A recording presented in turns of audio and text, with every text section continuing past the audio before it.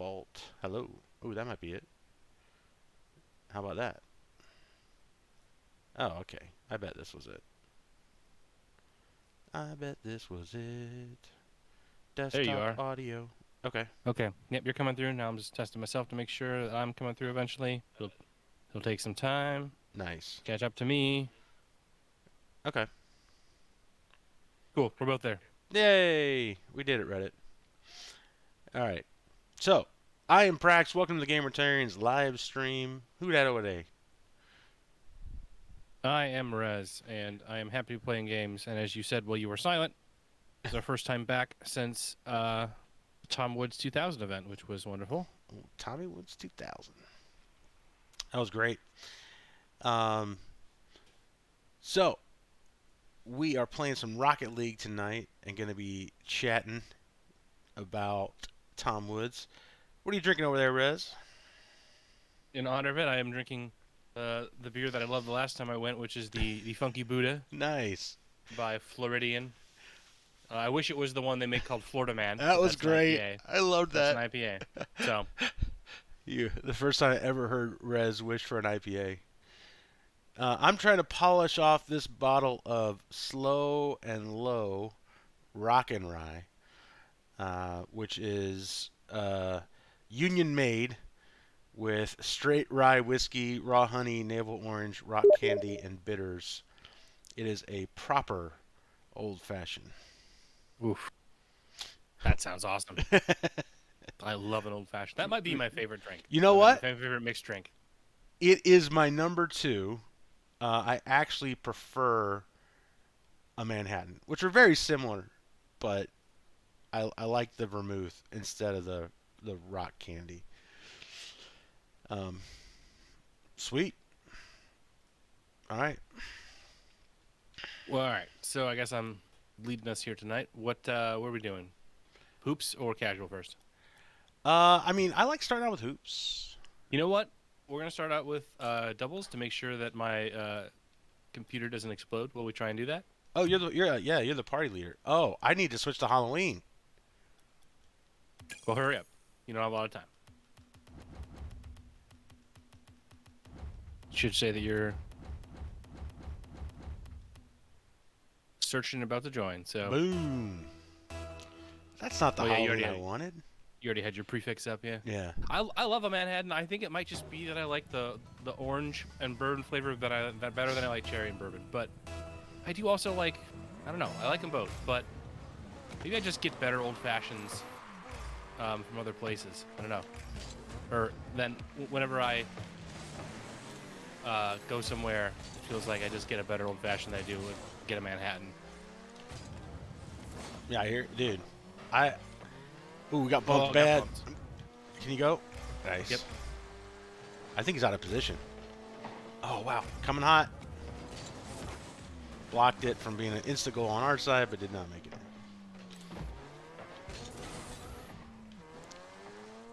So, how cool was Tom Woods 2000? Was it everything you thought could be and more? Yeah. Yeah, it was good. It was pretty good. Pretty good, he says. Yeah. I felt like I was back in the land of the living. Well, that's just being in Florida. I'll tell you. That's let me kinda tell you true. something that I One more touch. Oh, nice Nope. effort. Oh, I it sounded like a good idea. I think before we did it, this is just my personal opinion. nice save. But I think in retrospect, I don't think it was because of how everything ended up turning out with timing and everything that it was not a great idea. Just even go. The surprise guests, I think was a bummer to keep them a surprise because Oh, my bad. you know, like I would have really loved to have talked to Scott Horton. Oh, all good of point. Saturday when he's hanging out. Oh, But man. He hid until 8 p.m.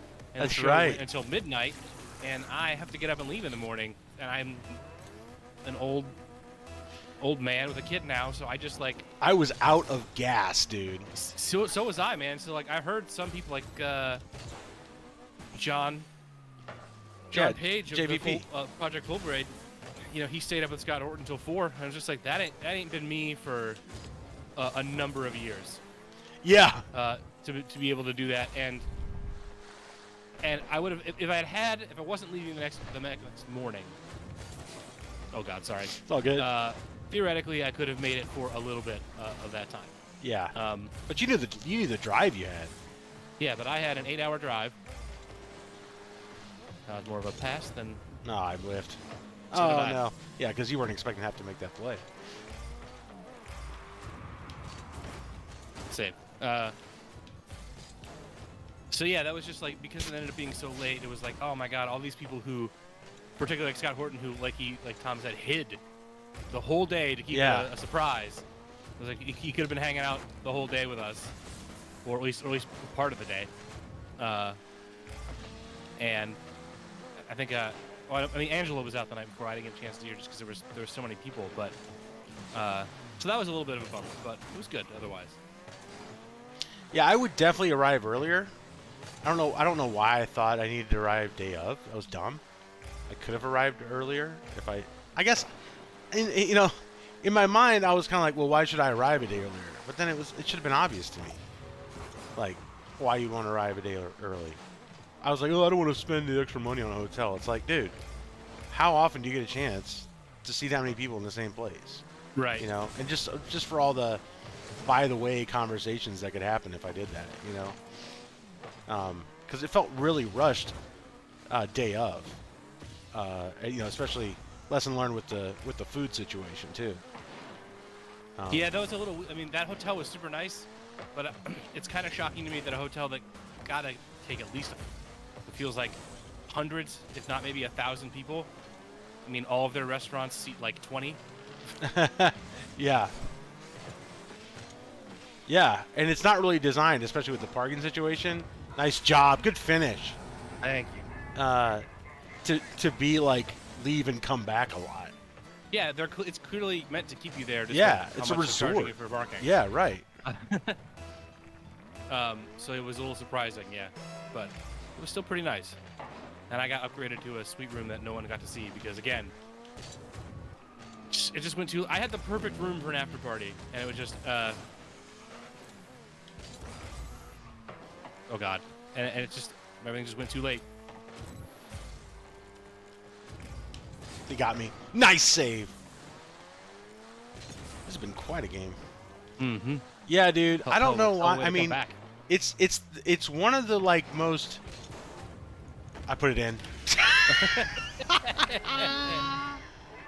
Dude, man, an epic game to end like that is really fitting. Oh, look at that. What a play.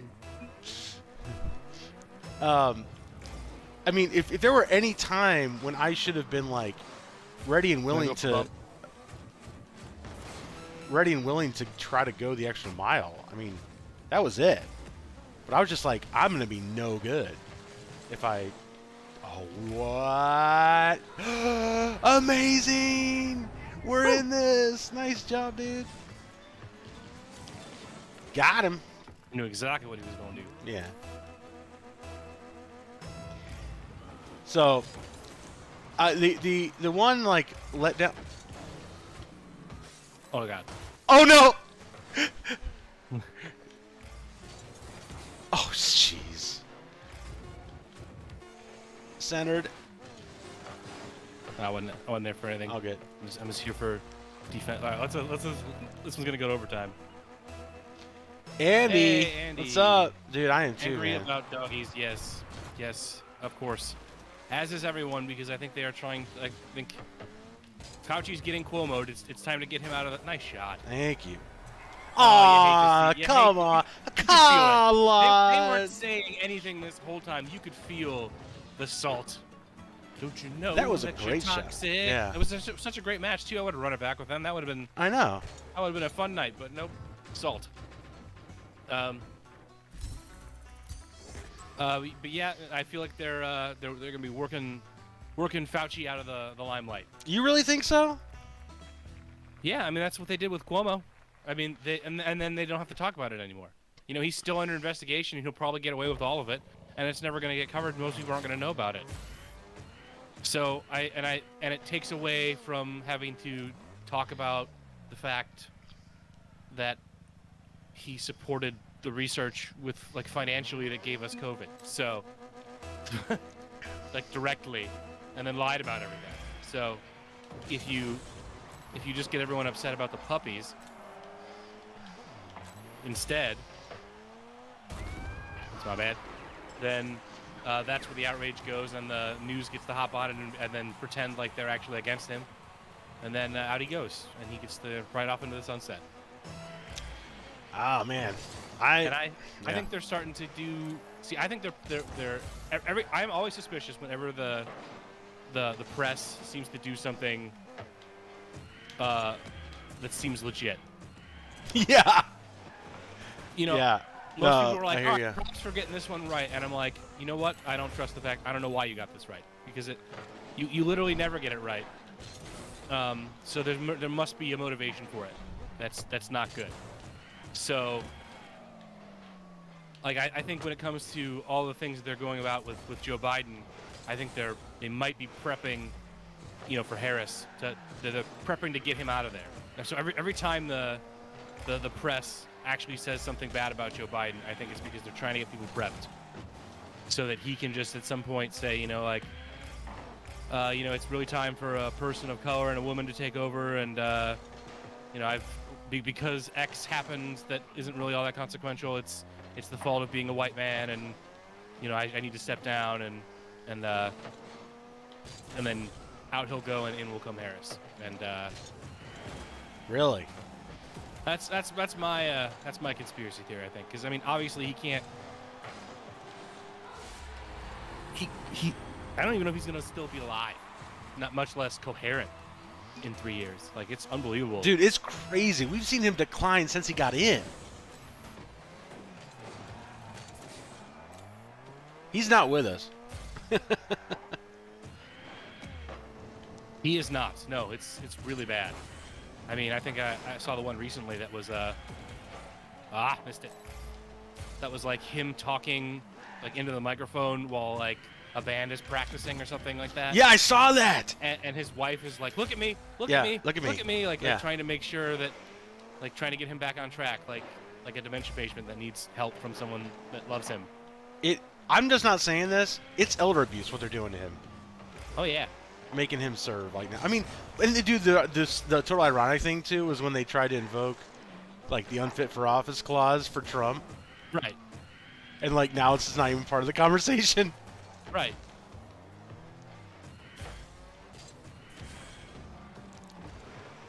We'll catch up here on what Andy's saying here shortly. Yeah. Oh, so Andy, we're doing okay?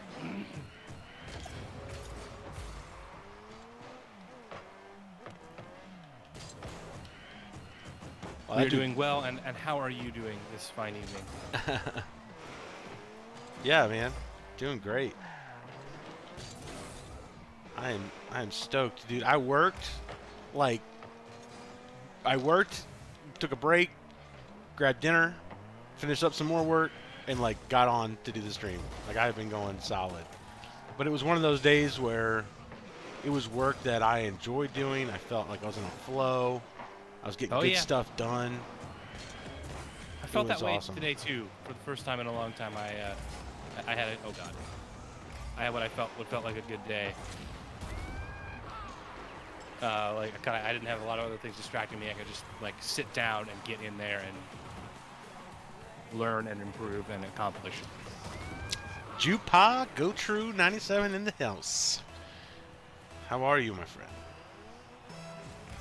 It is good to see you. And so yes, Andy mentioned the Afghan attack where they murdered all the children. It's like on the way out. It's like a bonus assassination. Right, and it's just and yeah, and it's exactly like you said. Like, no one got in trouble for that. We got an oops, my bad. Yeah. An oops, my bad that we murdered your entire family. And that one was actually I couldn't even look at some of the pictures and read them because it was like the dad lived. Oh no. So like you can find the pictures of a grieving dad, and it's like and like the one person they mentioned was like, and here's a picture of his now dead 2-year-old daughter, which is exactly what I have as a 2-year-old daughter. And I was like, nope, I can't. They they don't show the pictures. Not of them deceased. Oh, but like, yeah, yeah. this is what that beautiful little girl looked like who didn't deserve to die.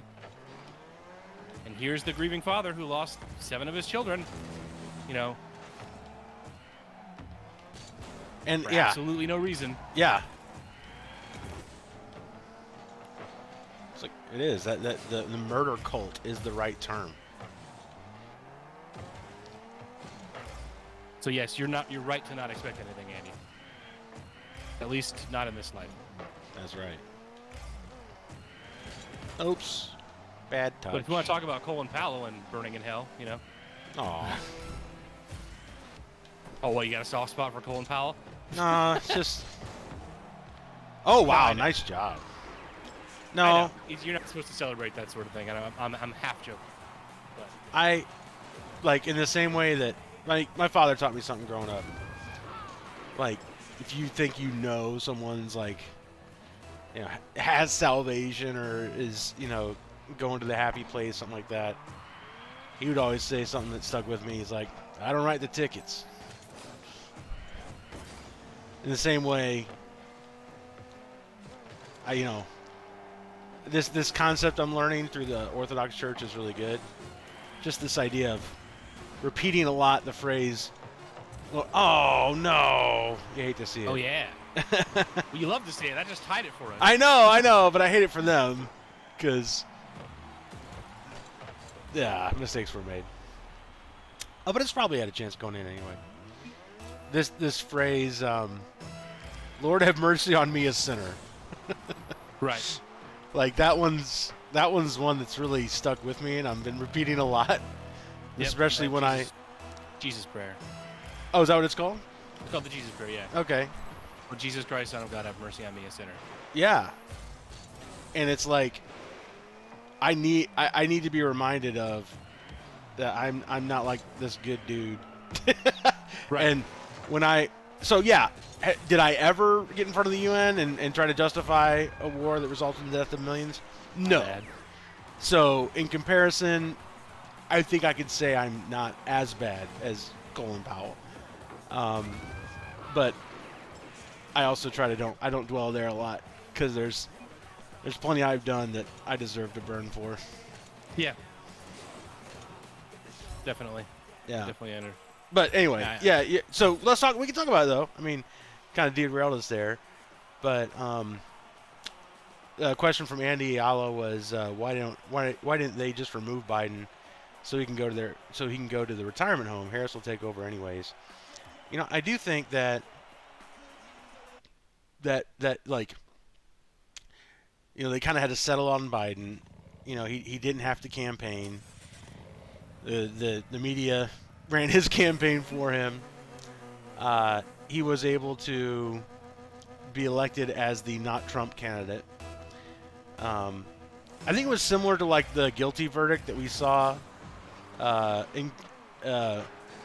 for George Floyd.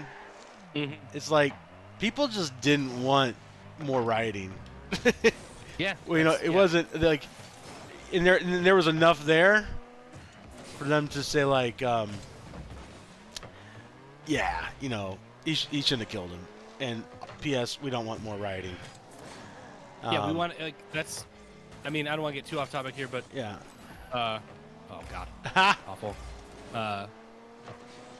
That's why I was kind of surprised. I mean, we talked about this before when Dave was like okay with the way Dave Smith was okay with the way the verdict went with the Chauvin trial. Oh, nice. Thanks. Because I thought it was actually kind of terrible because all it really was okay, we are giving in to this mob because if we don't, there will be even more chaos, and if we don't, not only will there be more chaos, we will get even more defunded. More people will come for us. So if we really want to get back to expropriating people and murdering, we got to placate everyone with this, and everyone will forget about it, and the news can stop talking about it, and then we can go back to doing what we do best, looting and killing. And that's exactly what's happened. You know, people are still dying by cop every day. I think Scott Horton just mentioned there's some Twitter or the website that covers basically someone being killed by a cop every day, and no one's talking about it. Nothing's actually improved. Oops.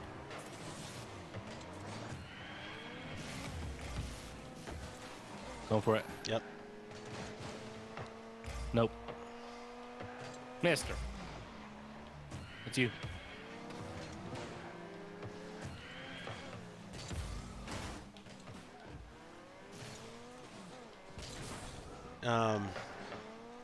Yeah. Derek did not kill him. George drugged himself to death. Oh no, I hate to see it. I repeat that whenever I see someone down. Yeah, you do hate to see it. And see, that's why, like, the thing is, everything I had seen, not only just like leading up with the Chauvin stuff. I mean, it's topical. Yeah. With the Chauvin stuff, was that at first it was like, nope, he was doing exactly what he was trained to do. There was no ruling that what he did was like actually illegal, like that was an illegal choke or anything like that. That was actually how they're trained. And yeah, and Floyd he had Fentanyl. like 3 times the lethal limit or whatever in him, and was already complaining about breathing. When you saw the video earlier, he's already complaining about breathing before any cop was on his neck. So what would have been quote unquote better for liberty, I think, was, you know, he gets off and you learn like, oh, it's not actually about racism. It's just, this is the rules they've set for themselves, and they're not going to give them up. And you can see that it's actually a cop problem, not a race problem. Yep. But they managed to get around that by saying like, oh yeah, it's a race problem. We fixed it. It's all fixed now. This one guy's in prison. Problem solved. We won't have to cover it anymore because now Biden's president.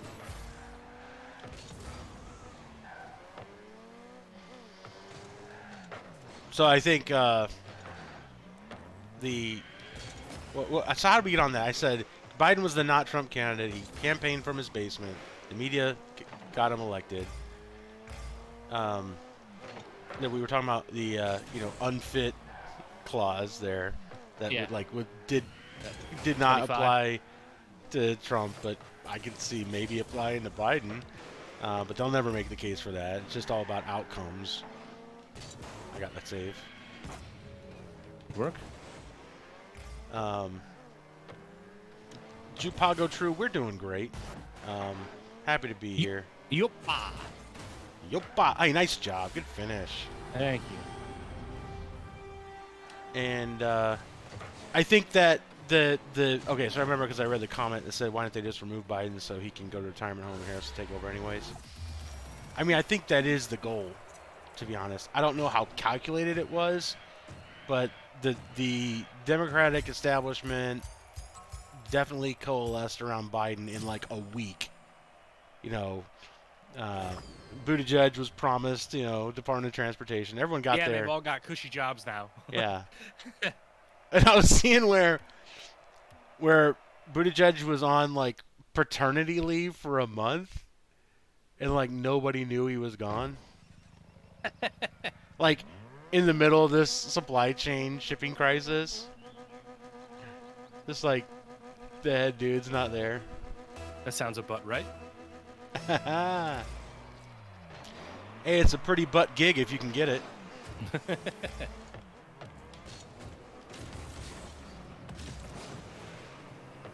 He's coming for you. Freedom isn't free. We gotta do acapella. My soundboard doesn't work, and folks like you. Rez's PC is in the shop. Oh, I whiffed. And they started backing up, which is the best idea. Always. When is it not the right time to back up? Oh God. Like this guy right now. I just actually got it out of the shop. It was sent in basically to find out, to determine exactly what is wrong with it, so that when I contacted iBuyPower, I could say, please send me this part. Oh, so it's not even with iBuyPower, it's with another vendor? It was. I found a local. Basically, they gave me 2 options. I could ship my entire computer back, and however long it would take, it would they would have it, and then I got it. Oh, right, you're right. They would have it, and I would get it back, and who knows how long that would take. Or I could nailed it. Take it to someone locally who could determine what was wrong, and basically they send me the part to replace it with. And since I already know how to build computers, they are. Oh, thank God. I thought I was gonna hit it out. They're sending me a new Mobo, and all I got to do is ship the old one back. So, however long it takes, however couple days it takes for you to get the new Mobo. Oh, nuclear rip! Nuclear freaking rip. Good to see you. Stop by to say hi. Then you got stuff to do. Of course. I understand completely. Yeah, dude. Also, we like jokes. Oh my gosh! I just saw this afternoon. Did you see what Dave Chappelle said? His little he did a little bit. Mm-mm. Oh man, I gotta post it in chat. It's awesome. It's like 5 minutes of him saying, so this is not about the LGBTQ community. This is about control, and they will not control me. And he ended with this amazing line. It was like, so you gotta let me know, am I canceled or am I not? So awesome. It's so awesome. He's like, it's like, it's heroic, man. There's no other word to put it. Nice save. Says, I'm in charge of the protest now. We like potatoes. Potatoes are yummy. It says nuclear rip.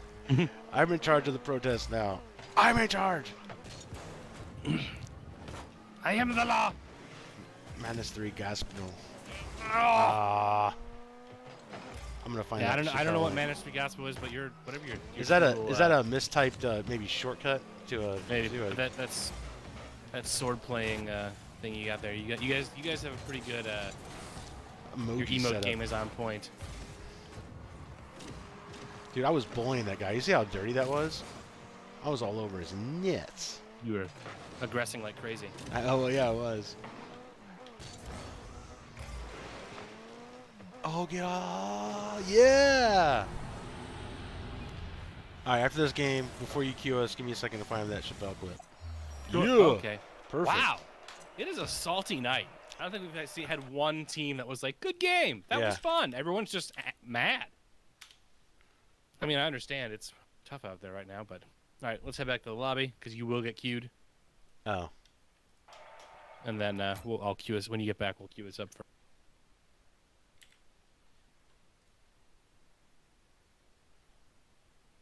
Yes, I do love a good potato, because this is a stirring conversation. So, Nuke and Andy, what is your favorite way to consume a potato? Baked, Boil them, mash them, stick them in a stew. Nice. So good. I'm gonna put it in Streamlabs here.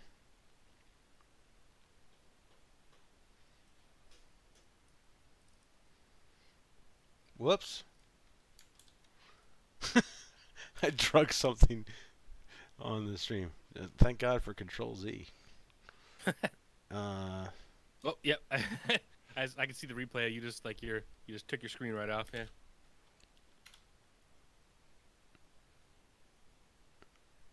All right.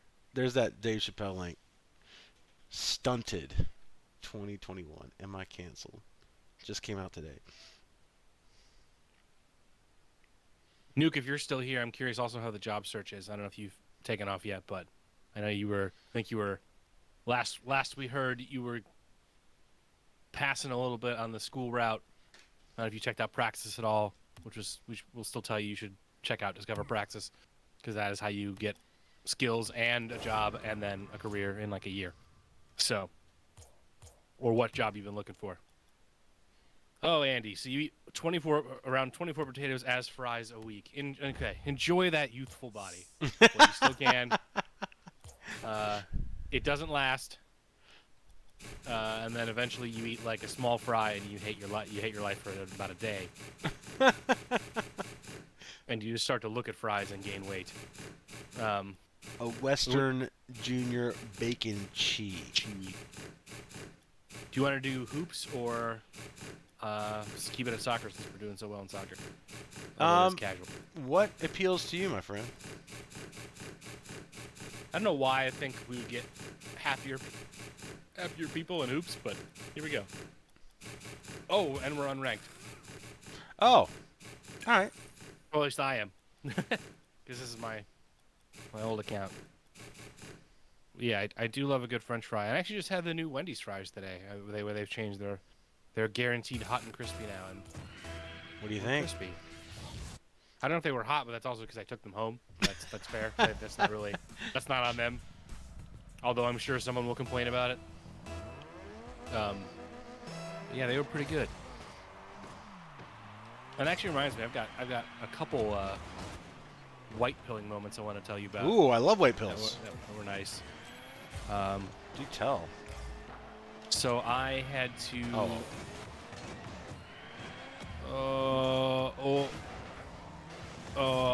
Sorry.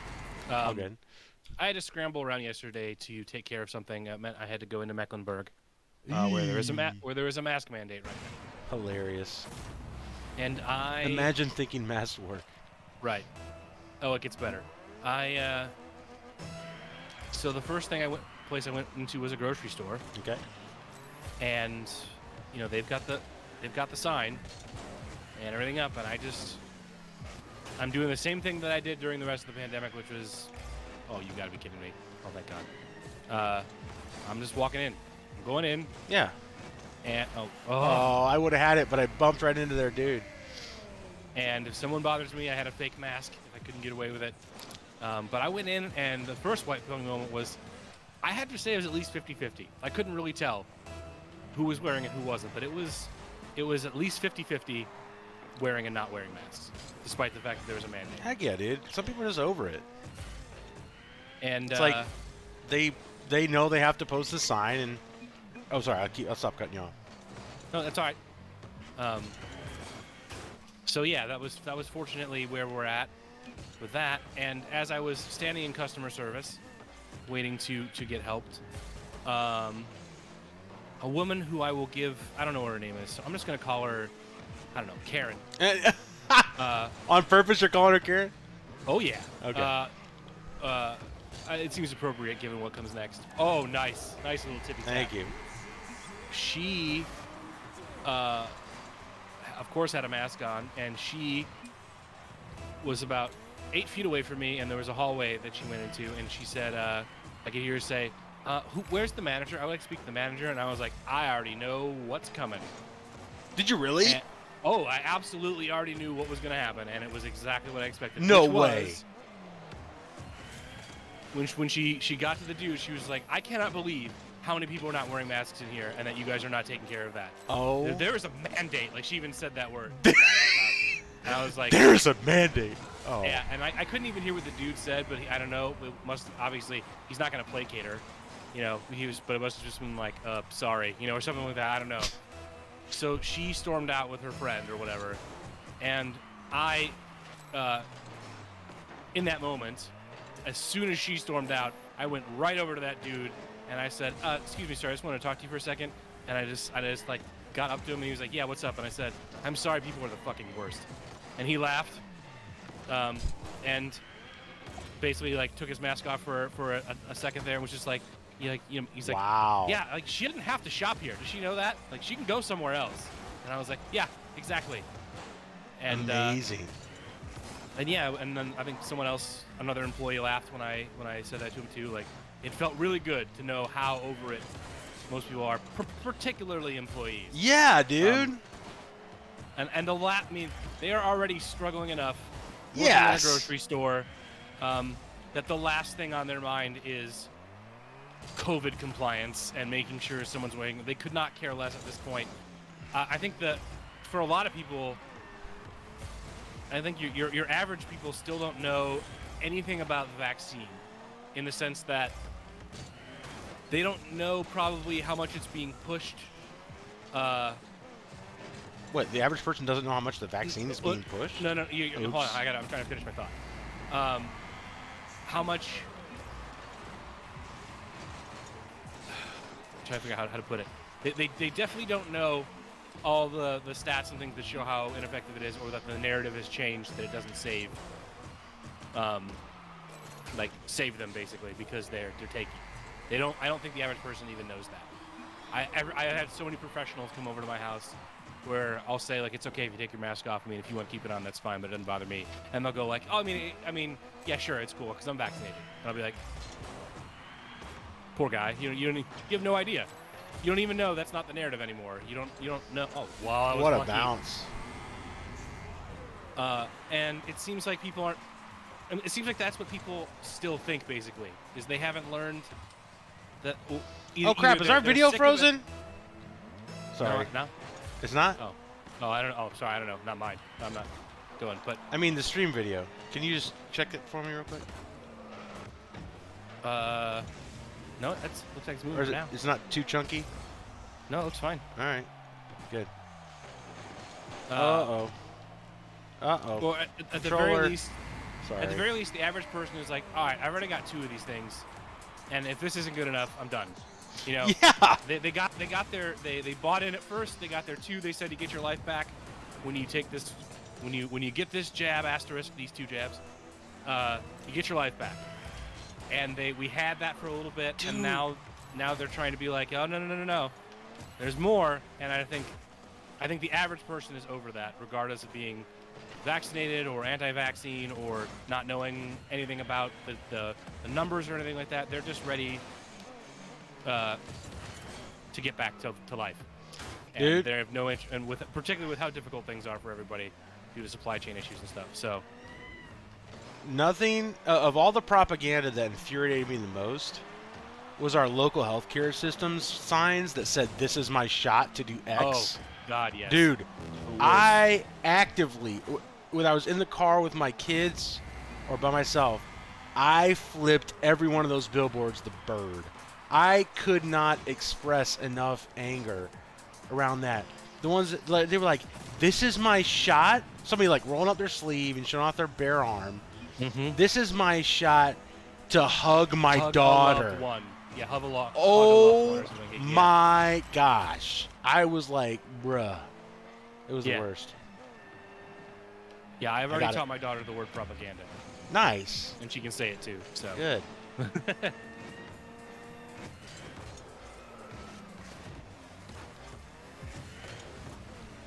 Oh, he said the cameras are frozen. Hold on a second.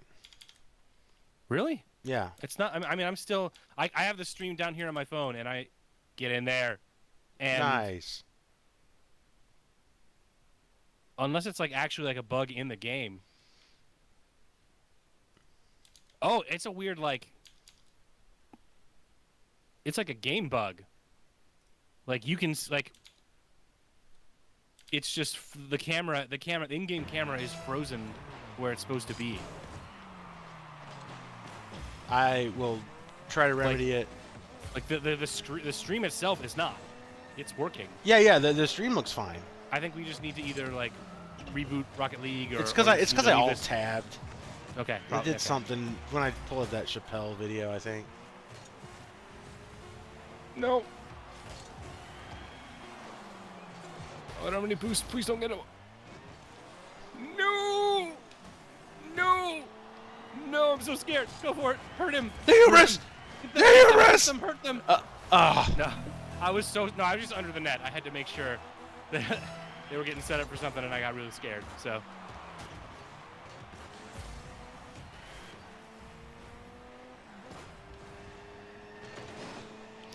Alright, video will be fixed right after this.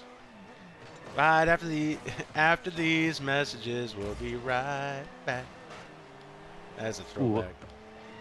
What is that? I know that. What is I that know. from? That is what they said on some channel in the 80s, I think 90s, I think, for cartoons, like Saturday morning cartoons, or maybe it was like Nickelodeon or something. Ah. After these messages, we'll be right back. Oh yeah, that sounds. This is where's my technology to be able to? All right, sing into So a phone and it tells me what commercial I was missing so from the I've 80s. I'm tabbed on a OBS right now, which is why it's working. I'm gonna alt tab back to the game, but I won't be able to see it. So you gotta tell me after this short delay. Am I still moving? Well, we're gonna leave. We gotta leave the match too to make Yeah, yeah, sure. yeah.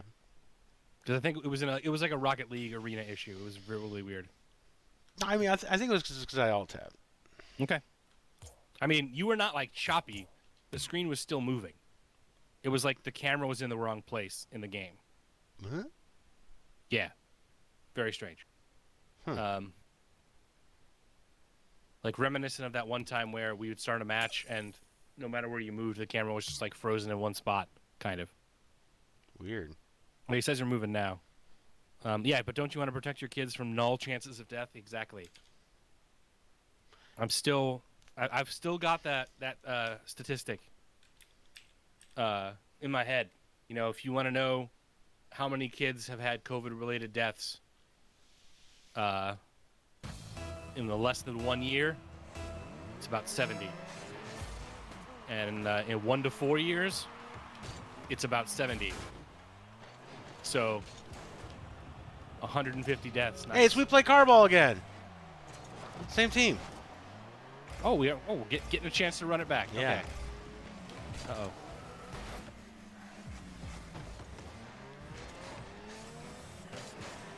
But yeah, like you said, it is basically a null chance, particularly for kids. And there's an article on Zero Hedge I haven't gotten to read yet that was like, researchers baffled as kids go back to school and COVID death and like COVID cases are dropping. Like,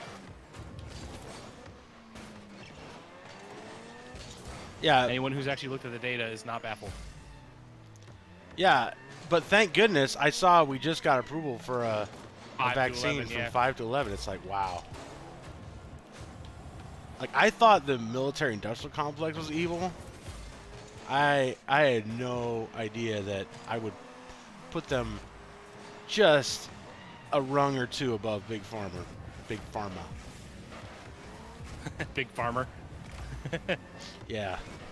I mean, Big Agri's got problems too, but not comparatively, not now.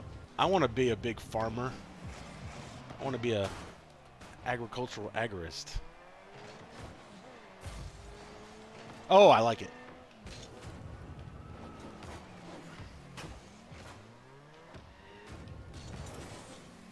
I think it was good the way that Scott Horton put it, and how we know we're running into the end of this thing, where it's like the U.S. wanted their chance to be empire, starting in the '90s once the Soviet Union fell. Nice. And now, so they gallivanted abroad in all these places, but other like Russia and China have come back from communism, and there's basically no one left to push around except us. When did he say this? In that, I think it was he was in part of the problem when he was on with Dave Smith just recently. When he was recapping the Crystal debate? Yeah, I mean they barely did much of that. They Yeah, mostly talked about typical it. Scott. Like it's just like there's no. They've had to turn inward because there's no one else to bully on the out. There's no one else they can bully and make money. Drop it in there. On the outside, because they've all become either too powerful or have too powerful friends, and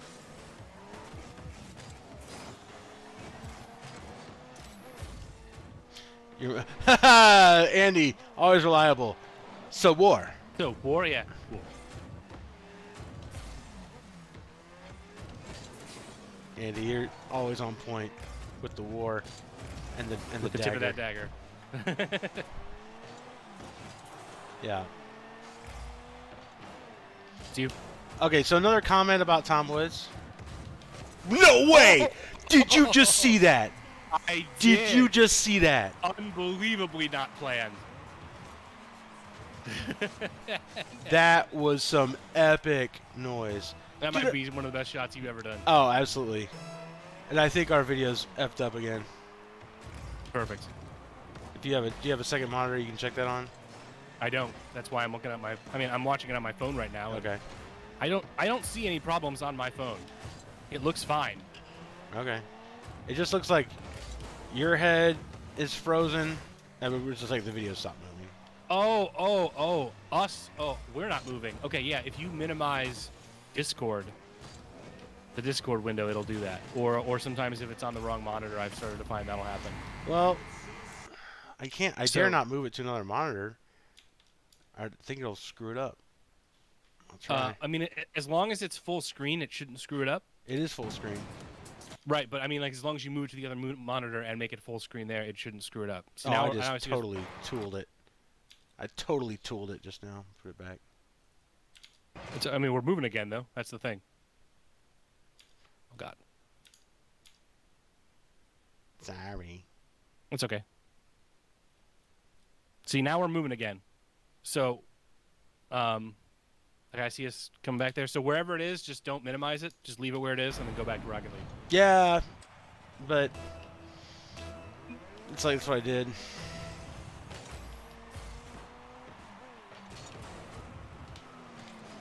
Oh. Nope. No. Oh, thanks, Andy. I never do plays that good.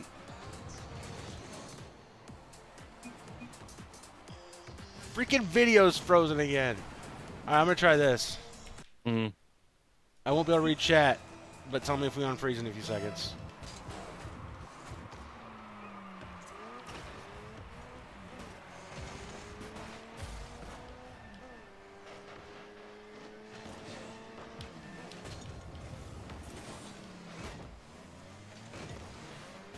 Come on. Nice. There we go.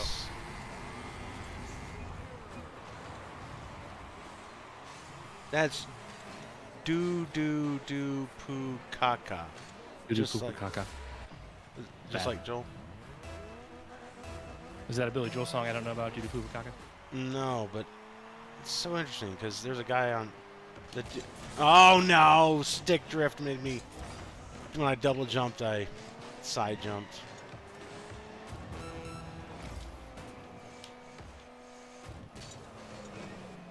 Ah. Thought it had the legs. I got a score.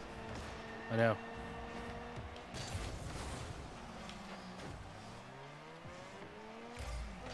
So you're in charge of chat now. Oh. Oh. Oh, he whiffed. No, I whiffed too. No!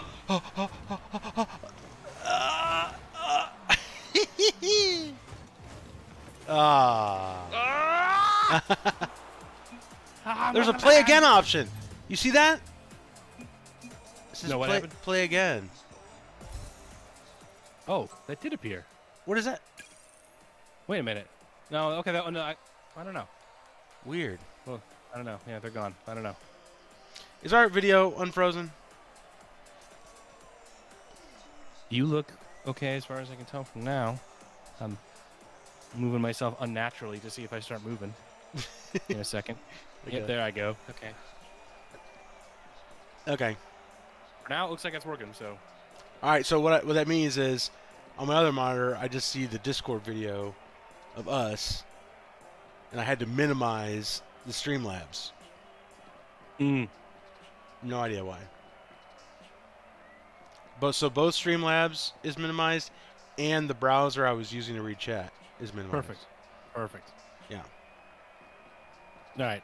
Andy is dropping all sorts of emojis, and we apparently are seeable again. So perfect. All right. Also, did you notice the playlist population now says good? No. I don't think it tells you anymore just how many people there are in a playlist. Ah. So you can be upset about it. It's just going to probably tell you, like, low or something like that. It'll be the worst thing they'll tell you. Dim. A little slow and low up in here. Uh-oh. My turn.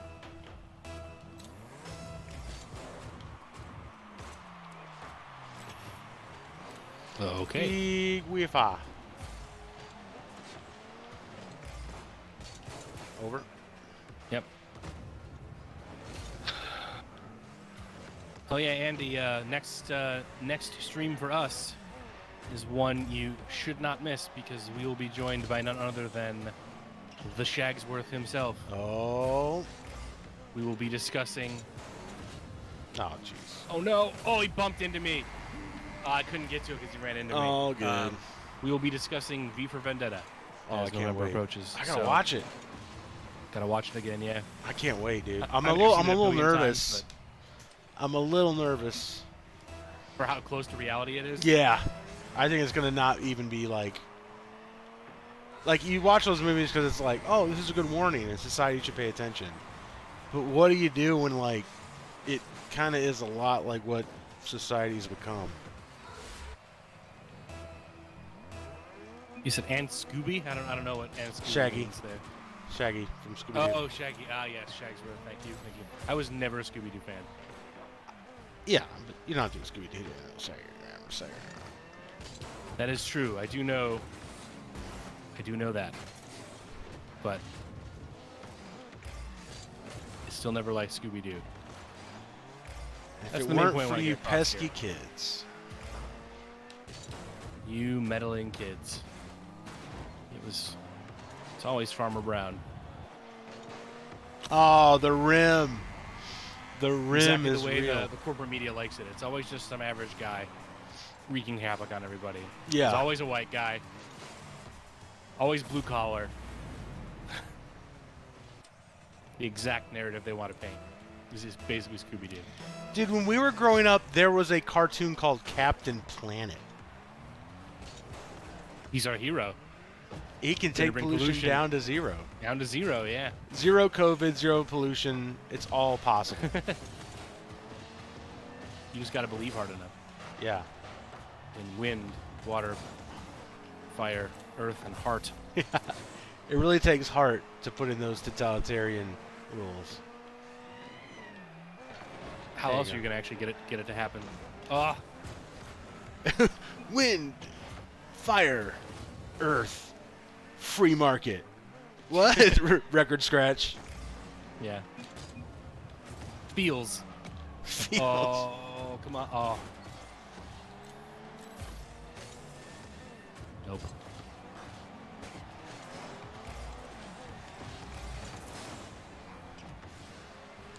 All right, so I do have to say this.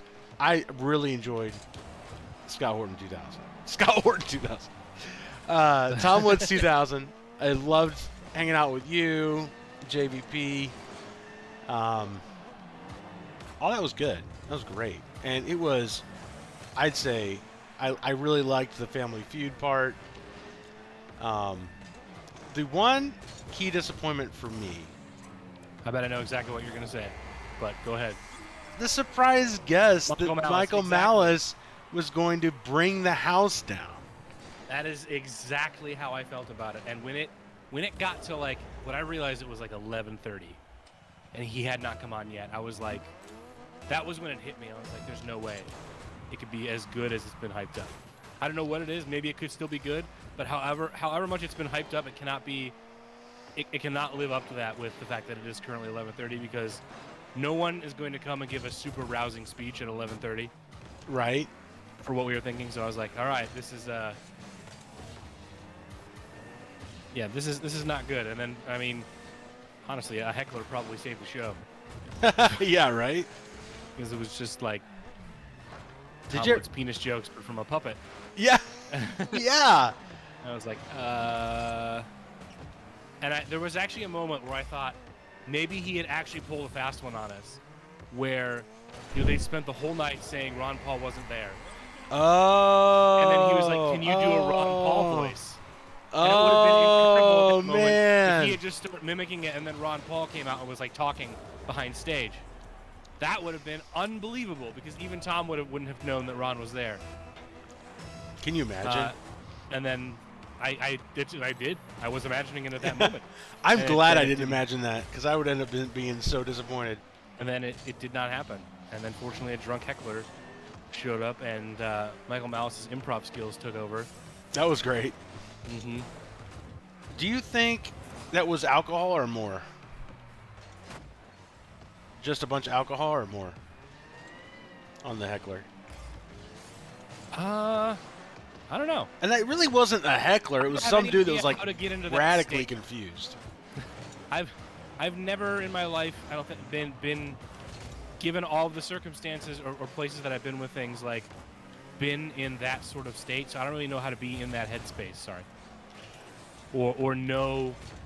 I mean, I've never done drugs or anything like that, so I don't know what substance requires me to get into that, puts me in that headspace. So what happened was, for those of you who weren't there, Michael Malice was on stage, and his surprise guest was a puppet that looked like Tom Woods. Nice shot. Oh, what? And because Michael Malice is not a trained ventriloquist, his little shtick included putting on a mask to cover his mouth moving. Some bro with with "We the People" on his shirt. I remember that because he pointed at it and yelled, "We the people!" Got up and was like, it's like, what, 5 minutes in the act or whatever? Was like, "Take your mask off. What are you doing?" Like, just, like, obviously, I think where he came from was a point of, like, being anti-mask. Like, he thought Michael putting on his mask was some sort of, like, submission to a requirement. You would have to be so unbelievably, I can hardly stand up, drunk to think that A, Michael Malice is like some kind of pro-mask bootlicker, B, not see the obvious joke that he put on the mask just to do the puppet, and C, if you were there because like you were like a real, like I would think anybody there had to be a pretty serious Tom Woods fanboy to think you could be, you'd have to be so drunk to stand up and essentially ruin or potentially ruin the night, because it was like the last act. I've been pretty drunk in my life, but I have never been that drunk or on any substance hard enough to make me do something that stupid. Yeah, to be completely unaware of where you are On so many levels. on so many levels. Like I know a couple times in my life where I know the angriest I've ever been, and one of the times I had been drinking, but like looking back, I was like, well, it was justified for me to be mad at that. Probably not as mad as I was because the alcohol contributed to that, but like I didn't look back and think like, no, that was weird. I shouldn't have felt that way about that. No, I should have been mad about that. Yeah. So yeah, I could never imagine being. It's just crazy. But Michael Malice handled it perfectly. That was I love the part where that dude comes up and he has Michael Malice has the puppet up here, and he comes up and he literally just goes, "Hello," like with the puppet, like turns and looks at him and like starts talking to him with the puppet. Yeah. Like he leaned right into it. Yeah. Yeah, then they dragged him away. They tackled him. It's a pretty great takedown. Hey, Wolfie. Been working, so Tuesday you can't stand past 10. Yeah, I understand. I understand completely. I've had to get up early on Tuesdays and Thursdays now at 6:30 in the morning, so it's been hard to stay up late, but that's cool. We're happy to see you again, Wolfie. Hope you're doing well. I got chat pulled up on my phone, Okay. so I should be able to follow along a little easier.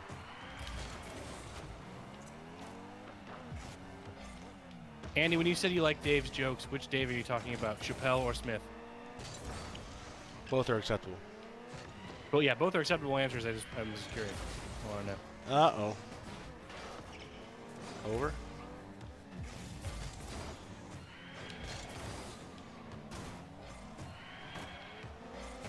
Oh, dear. Oh, I thought I just ran into you. Okay. You did not.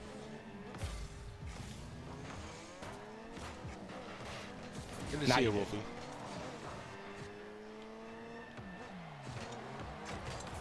Yeah, hope you're able to. Yeah, hope you're doing well, and Making that money. Making that money. Oof.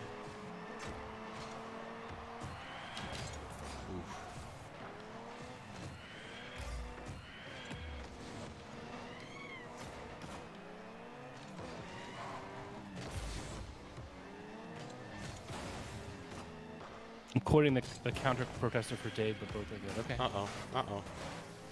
Oops. Yeah, couldn't get back there for it.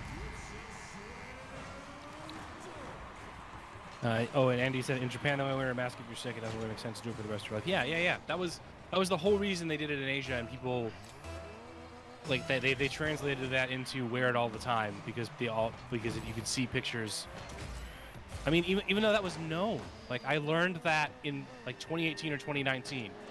I wondered why people were wearing masks like that, or people would try to say like, it's because of collectivist society or something like that, but where people were trying to protect themselves from other people, and it's like, no, it's actually just what should be considered common courtesy, which is if you have to go out and you are spewing things out of you because you are sick, then a mask is a good idea because you greatly reduce the chance that you will spew something onto another human being and get them sick. That is courtesy. But that is all it is good for.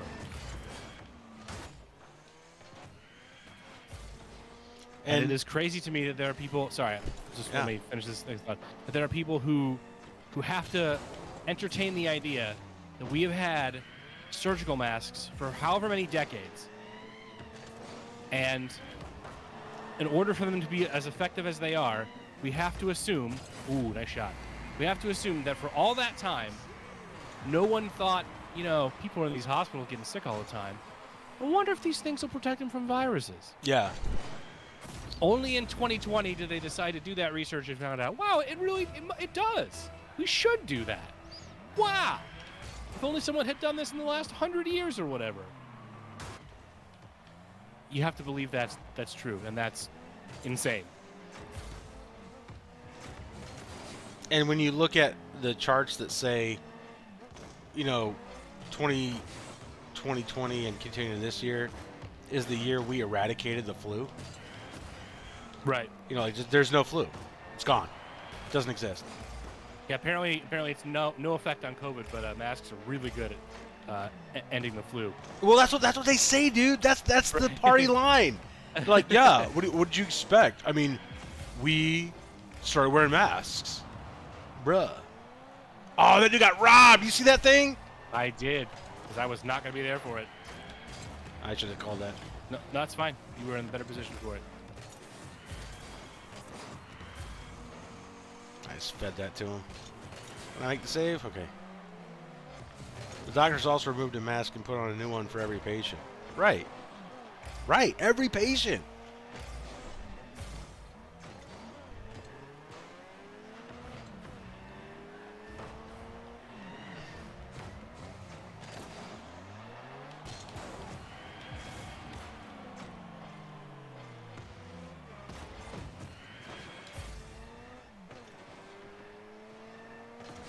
Nice save.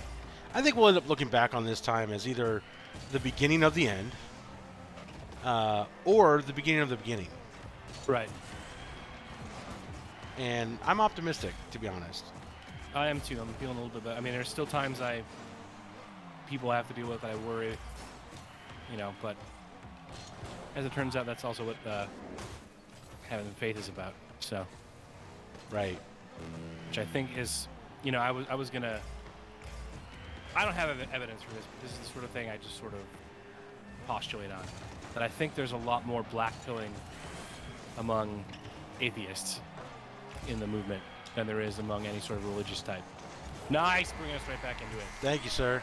Because I know, like, for instance, Pete Quinones, who apparently goes back and forth and has been black pilling more recently, is absolutely like an atheist. We used to be more militant, I think, but at least put that part of it away. It's interesting because I saw him like a tweet just today where someone was quoting, I think it was one of the greats. It was like Hayek or Rothbard or I can't remember. One of the bigs was like basically all good things you see, art. I'll find the tweet. Art, etc., is attributable to Christianity. Pete Quinones liked that tweet. I mean,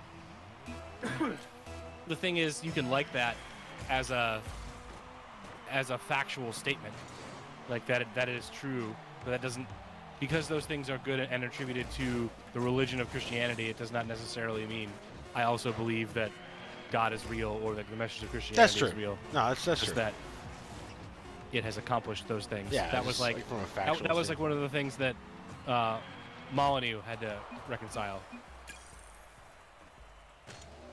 See, so that play again button is just this quick, but before you even, so you don't have to wait through this section. Oh, that's nice. It gives you a chance to hit it and not have to wait. I like So that. that's yeah.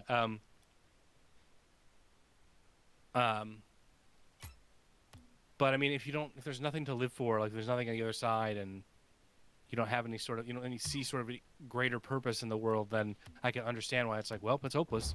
Who cares? Let's all commit seppuku. Like, I don't know. What else are you going to do? But that's just me rambling more than, I don't really have any sort of evidence for that. I'm just talking because it's a stream, so suck it. So Andy said that he saw the Tim Pool report. I love Tim Pool. That a super flu is taking over hospitals. Ooh, okay. And also pessimistic, but not because you're atheist. Okay. Does that mean you aren't atheist, or you are separating the two?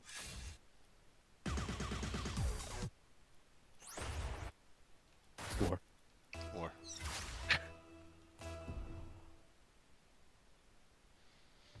I'm telling you, man, you keep up these memes, you're gonna end up being some of our first channel emojis with that stuff.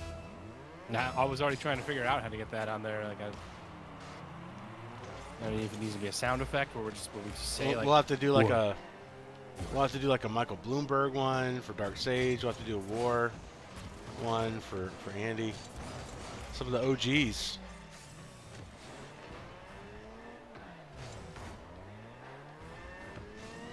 Speaking of OGs, I miss Corona X. I haven't seen him in a long time. Yeah, Corona. I wonder how he's doing.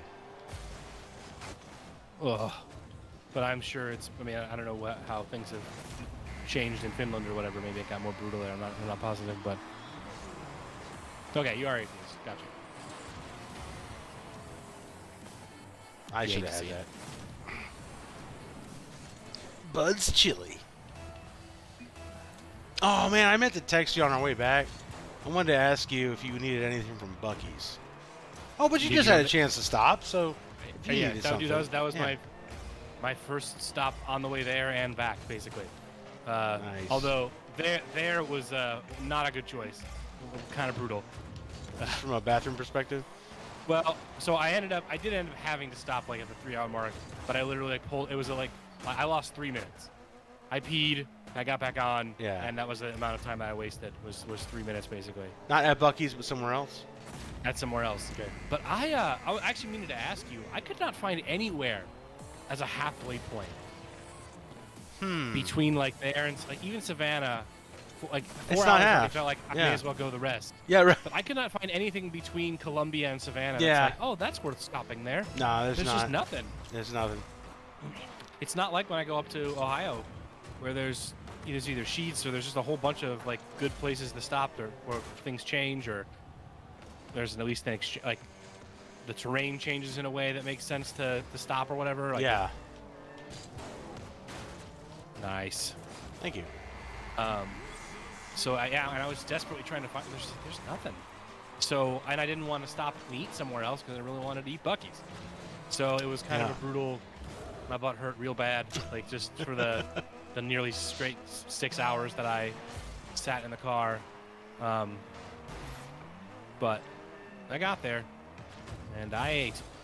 Good. What'd you have? I really love their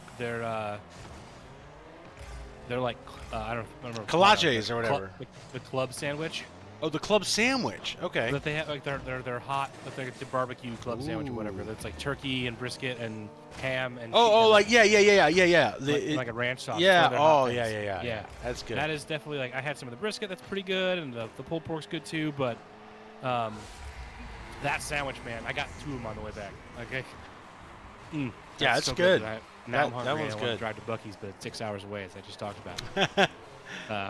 So it was obviously easier on the way back because then it was only 2 hours and there was no traffic. That also made it bad too. Was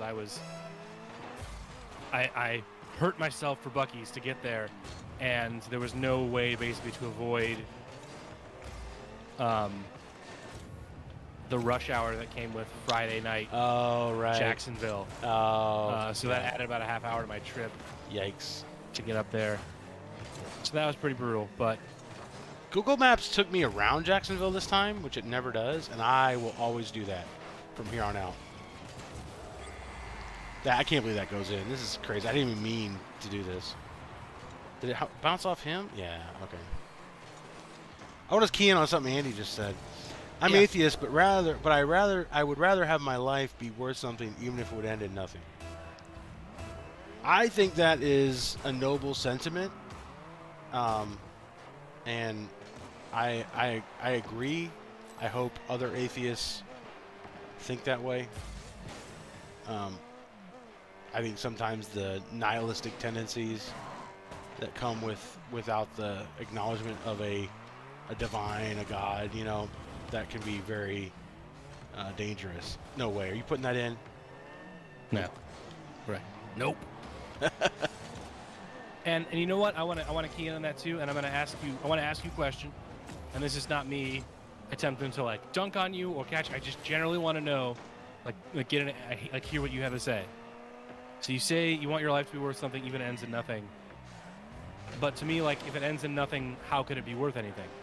What is the value you think that you can provide if all is meaningless in the end anyway? Or am I misunderstanding what you're saying? Genuinely curious.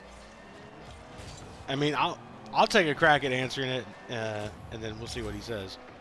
I mean, if I were atheistic and there's nothing eternal, it's all darkness and void when life ceases, I could still see the desire to see aspects of yourself persist and live on. And that's how one could derive like meaning, and you would do that through the way that you had enduring elements of your influence persist. So this could be in the form of children, this could be in the form of wealth, this could be certain causes that you support. Maybe you leave them in an endowment so that the energy that you put into the world persists in the pursuit of the goodness that you believed in while you were alive.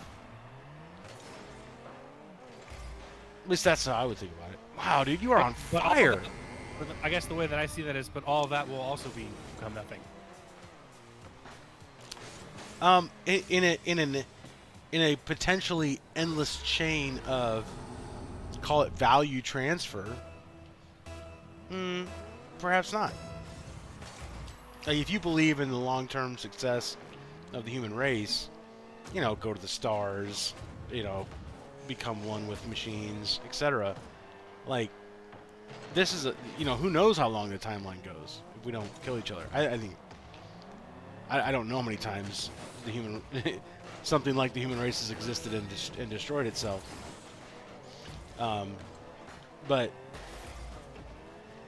I think there could be a rational argument I would accept that said, until the human race is obliterated, annihilated, whatever, you could make an argument that meaning could be derived from that chain of not only just survival, but some kind of human thriving and flourishing as it relates to improvement of life, not just standard of living and more consumerism, but maybe like helping others. Well, okay. So I understand where you're coming from, Rez. Right. Yeah, for sure. I mean, like, what is an improved life? Andy says, I'm just a worthless speck compared to the timeline in space and the universe, but I can influence the area around me while I still exist. we can probably make it. I love this. We could probably make it to sacrificing matter into black holes to farm energy. I'd sign up for that Green New Deal. All right, here's the plan. We're going to throw all of our garbage into a black hole and have an endless supply of energy. It's like, I would invest in that IPO. Careful, that sounds like a shitcoin. I'm not sure they can deliver on that one. That's so good. I said IPO, not ICO. Oh, sorry. Now That a also sounds like return. crap. I'm pretty sure they can't deliver. I'm gonna need some. Yeah. Needs to see some documentation. Yeah. That's, I got that's some. a- I got that's some fair. swampland That's 2 Florida to sell you. There and nope. Ah. Yeah. Yeah. Oh man, I love that. Sacrificing matter into sacrificing. Heck, I'm trying to get rid of it. Got too many Doritos bags laying around. Why not chuck them into a black hole and have endless energy? I can't believe that. They didn't go and I whiffed. But you're going to make up for it. Nope. Missed. Nope. Stuck on rim. Nah, I was never Nailed going it. to hit that. Never going to hit that. You knew it as soon as you saw me go for it.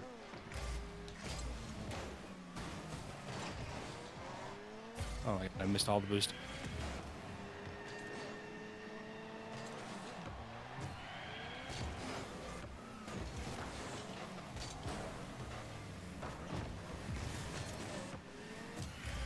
This is a mess. We don't have to keep talking about it if you don't want to. But it's something I'm still trying to drill down to try and get to find an answer about. Nope. No. Almost The got it. harder question I think there is to answer is that, I think the most impactful idea, like hardwired into at least Western civilization from Judeo-Christian history, is this idea that man has innate divine value simply because he's created in the image of God. And if you don't have that, and you view things in evolutionary terms where, quote unquote, nature is red in tooth and claw, how do you assign transcendent value to humans? I don't know how you get there. Like, why don't I do everything bad I want to do to other people?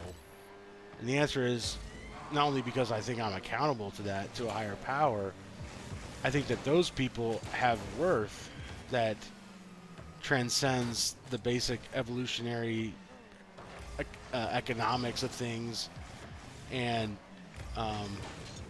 just kind of the raw materialist view of things when it comes to, like, viewing things in terms of whether it's survival of the fittest.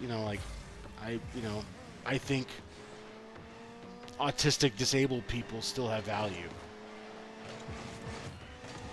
And it's not just because we're the same species. Even though Right. even though they add no real measurable good to my In fact- life. Yeah. In fact, they're technically if you're being utilitarian, they're Yeah. a drain. Yeah, I think that's how you get the ideas that we've seen in the totalitarian regimes around creating the best human race. I think that's how you get there. I think Nietzsche's concepts around God is dead, not a declaration but an observation, is how you end up with the genocide, because all you got to do is create the other category, unvaxxed, and then you can scapegoat that entire class for whatever doesn't suit your agenda, and for whatever agenda you're trying to accomplish. That's my 2 cents. Andy thoughtfully types to us, even though we get to talk like lazy bums, that a real idea, spinning black holes also offer more power because they warp space. Oh, right. Dude, that's awesome. And I thought seasteading was radical. Also, we just came back from 0 to 2, by the way. Just wanted to Dude, in like that is 10 awesome.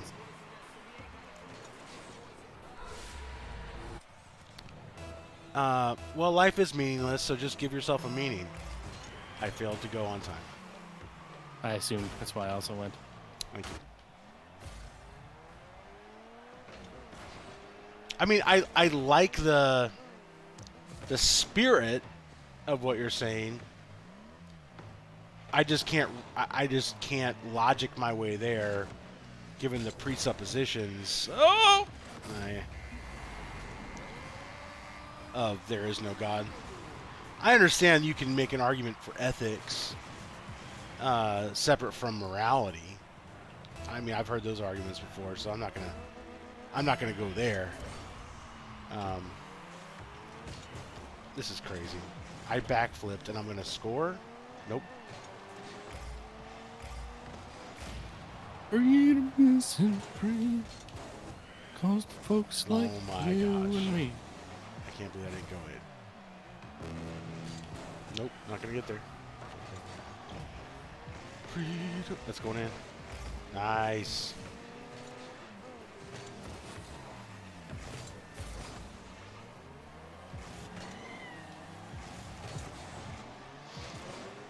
Well, there's that, but also the fact that you can't just beat up people and expect to win every time. Yeah, right. So there's the...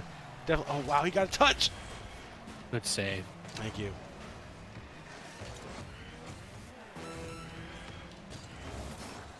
Almost. Oh, God. Over.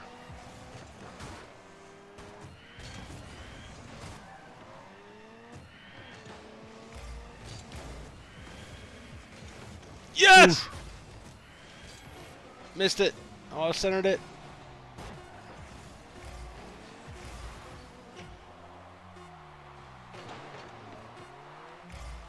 Oh. Yeah, there's definitely this self-preservation aspect of it. Of like, I'm, you know, in my calculations of can I use force to get what I want here or not. Yeah, the might makes not the might makes right, but maybe I don't have the might to get my way. Yeah, I understand that calculation can occur for sure. Oh, sorry, dude. But it's more of like I guess the justifiable question. Is that am I justified in even trying to beat this guy up and take his stuff? Is there anything about him? Are there any immutable characteristics about that person that may make that wrong in its nature?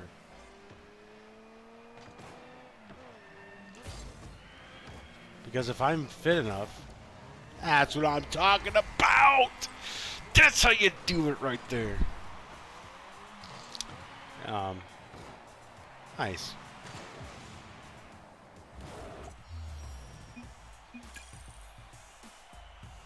What are we?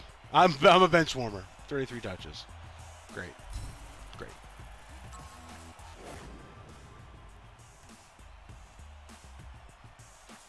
Plat 3. Div 4. Why do I have a rank and you don't? I only play hoops with you. Because I'm on my Steam account. Oh, right.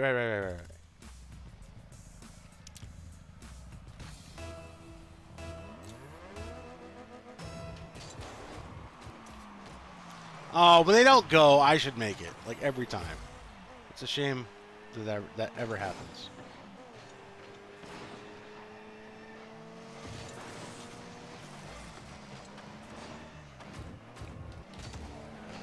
Going up. Nice.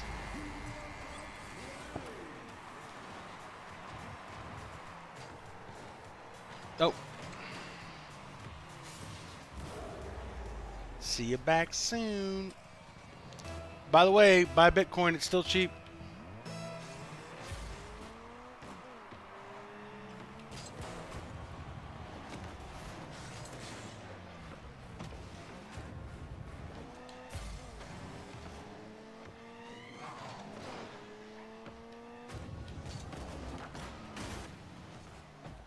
Yeah, I actually found out I went into Denver to get my There's another computer small checked on. city next to us named Denver. You didn't go to Colorado. Okay. Um, and I found the guy I found to fix my computers also has like a ton of mining equipment Ooh. and like fixes miners too. And I Ooh.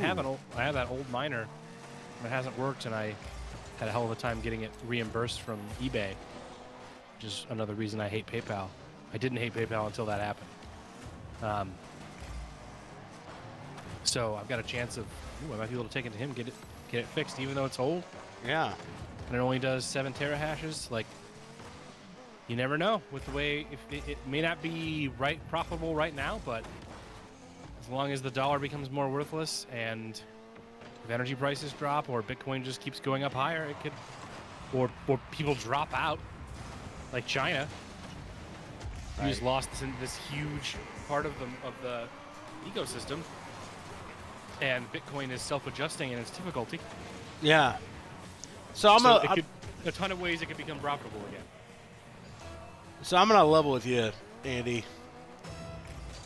I actually was not all that involved in crypto for a while because I felt like I had missed the boat. I felt like the landscape was so complicated with various coins. There's a new coin coming out every day. How do you even keep up with it all?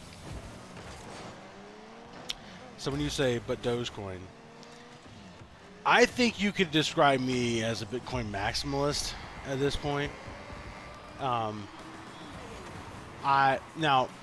willing to be convinced otherwise, but one of the podcasters we listen to a lot is Dave Smith, and he finally had a guest on named Guy Swan, who runs a podcast called Bitcoin Audible,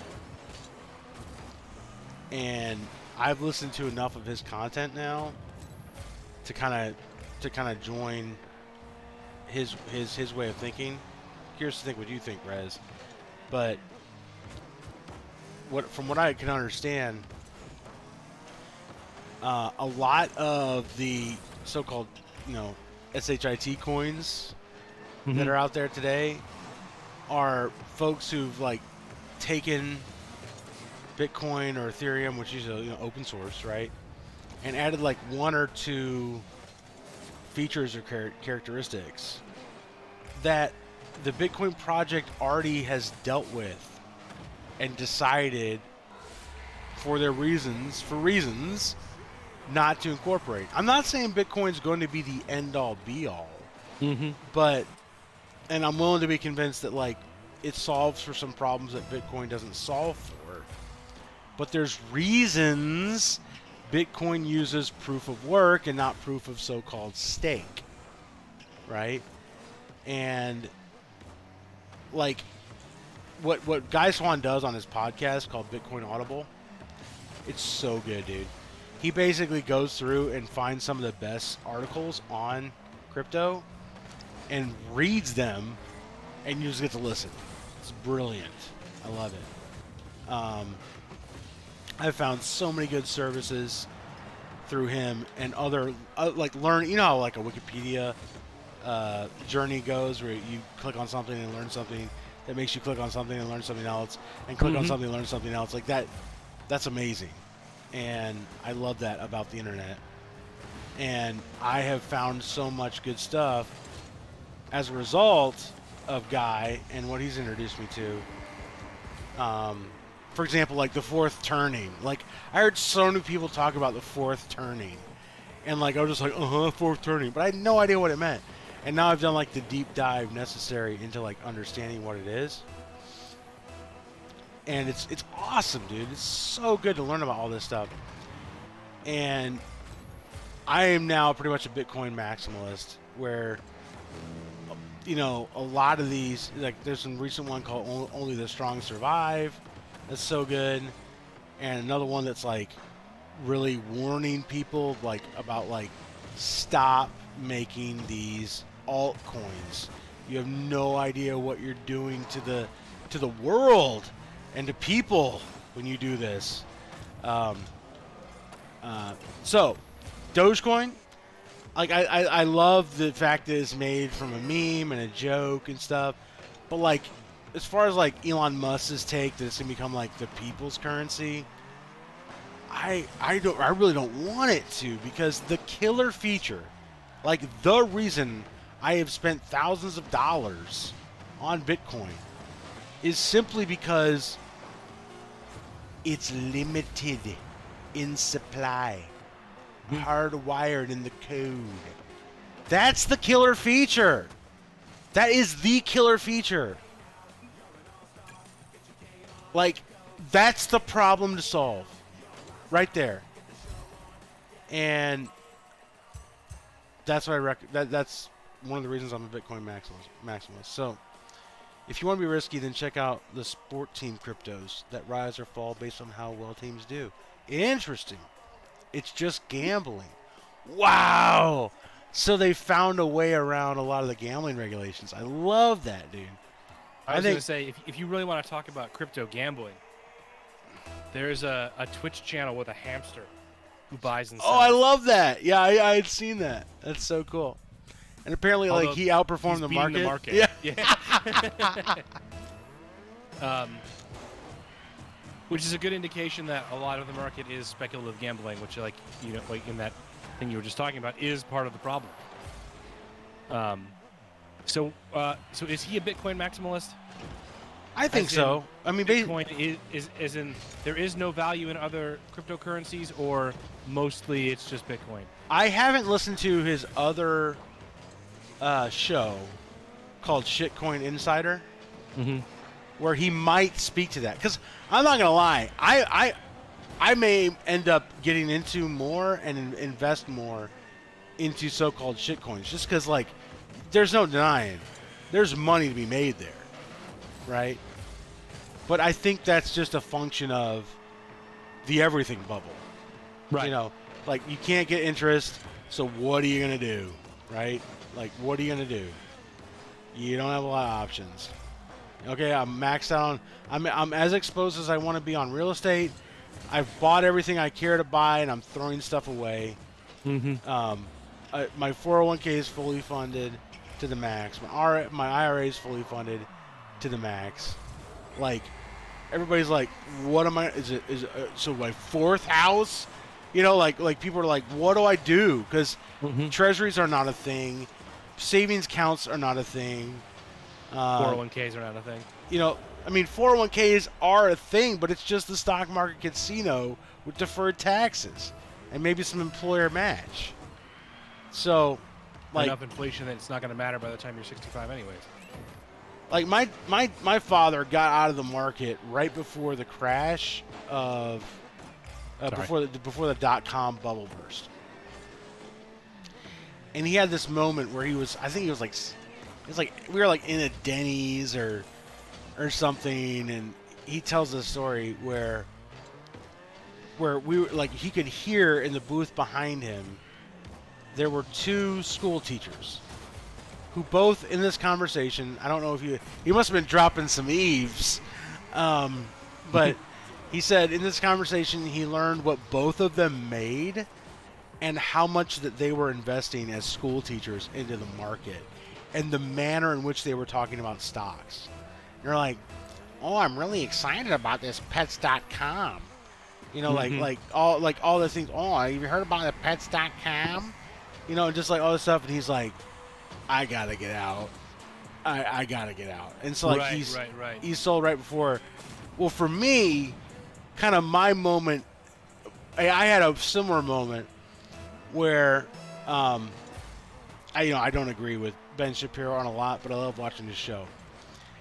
And I just saw for the first time, he has an advertiser now. And he's advertising Ben Shapiro, right? Think about the target audience for Ben Shapiro, okay? He's advertising for a way for a regular Joe schlub like me to invest in art. Oh, NFTs? No, art. Oh, I mean, okay. NFTs could be described as art, blah, blah, blah. But it's not even NFTs. I mean, NFTs are another reason Right. But literally like how you and I can diversify our portfolio and assets into art. It's like when we reach the point where the audience for a show like Ben Shapiro's needs to think about asset diversification into art, we're in a place where ain't nobody got anything to do with all this money when really the capital is very important and should be accrued with opportunity cost, that you and I should not be like, oh, I saved this money and did not invest in an art piece of artwork so that I could buy this capital good and increase the productivity of my factory. It's like, bruh. Right. So NFTs might have been my moment with that. okay, yeah, totally. Oh, what a Oof. save. I remember, like, I've been big into crypto, and I understand at a decent level, like blockchain or what it's about, things like that. And then, I was reading about NFTs, and it's just like, no, you're losing me. You're losing me on anything that's logical here. Like, I see why people create them, and I see why people buy them, but the fact that they buy them for so much, and the fact that okay, just stop there. The fact they buy them for so much tells you that people are like, I have no idea what to do with this money. Yeah, the market doesn't know what to do with it, and people don't know what to do with their money. Like Jack's first tweet is an NFT. And you're like, you can't hold that. But how do you even display, or other than saying like, I have that? Like, what? At least a piece of art, like you're saying, like with Shapiro, like it's a physical thing you can hold and put out and say, I own this and I bought it for this, and here it is. You can see it. Like, what is the difference between, other than it's been recorded on a blockchain, between the screenshot I have of Jack's first tweet and your NFT? Like, I don't see what the difference is. I mean, so value is often expressed in terms of scarcity, right? So if you can make something scarce, which that would be like a provable ownership of Jack's first tweet, I see why that has value. But the fact that people want to put that scarce good into the, so they're putting their currency, which is evidence of value created, or should be, for the exchange of other forms of value. Sleeve. Okay. Andy says, "Oh, I figured it was because hyperinflation will destroy the dollar even without the 3.5 trillion debt builder." Yeah, I mean this. I just can't believe this. That like, I think the stat I heard was 40% of all U.S. dollars ever created were created in 2020. That's wild. Like, all of a sudden, the supply chain issues make a ton of sense. Because how are entrepreneurs supposed to calculate risk, reward, appropriate investment in such an environment?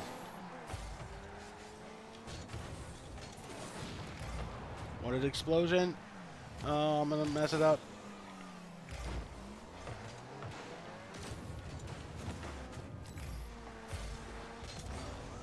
Oh. Ugh.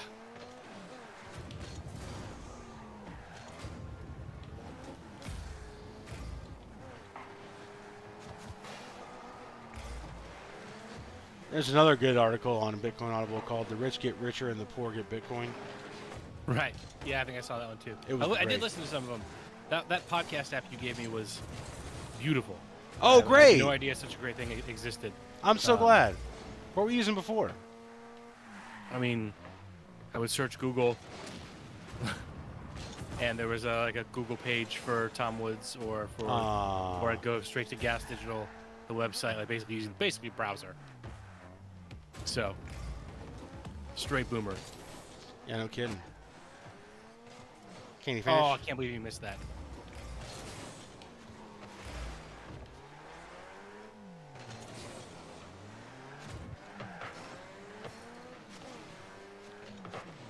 Got it. And mainly the reason I was wondering about him as a Bitcoin maximalist because it's like, all right, I don't like. I definitely understand that there are a lot of coins that probably don't have much value and that are being hyped up and that sort of thing. But it's like, all right, so but what about Ether? What about Ethereum? Well, Is that also complete garbage? Like that? I mean, that's the thing. That's just what I'm trying to figure out. I mean, it's cool if he believes that it is. And I'm curious to hear why he thinks that. But there's definitely coins that, at least in the average crypto person's mind, are closer to value than closer to having value and being useful than others. Well, Like, I mean, there's some that have been around for so long, like Litecoin and things like that have held on. And I'm curious, is it true that you really think none of those other ones have any sort of benefit? he has a great article. I think it's Only the Strong Survive. Relatively recent. Nice job. Thanks. Where he talks about, and there's another article called Proof of What? When he talks about the move of Ethereum from proof of work to proof of stake. Mm-hmm. And Okay, I gotta listen to that one. yeah. And why that's so important and why it's really a capitulation. And how it's being sold as like uncensorable distributed computing is kind of what we were sold, right? But I think he said like 80 or 90% of all Ethereum runs on AWS. Oh wow! So Interesting. not. I mean, like I had that's no idea. yeah, Interesting, okay. yeah. Like that was huge when I heard that. That made total sense to me. So Bezos can decide if Ethereum lives or dies in its current state. I'm not saying that like the incentive structure couldn't be arranged so miners were given a reason to adjust, like just like the change in you know when the Bitcoin mining dried up in China, you know the market adjusted because the incentives were there for miners to continue. Mm-hmm. But like proof of work matters a lot because people are parting with its opportunity cost. Oh man, my controller. People are parting with spending power. They're not just taking some other token and saying, I promise to not touch that for a while. Which is what proof of stake is. It's like, okay, so what? So what you're not going to touch it? Like, what did you sacrifice by agreeing to not touch it? What did you give up? And proof of work, it's not just opportunity cost that adds value to the coin. It's the work that validates the ledger. The Bitcoin is valuable because it's the first time that we've been able to have the right incentives created. That guy's good. So that most people are incentivized to validate the ledger.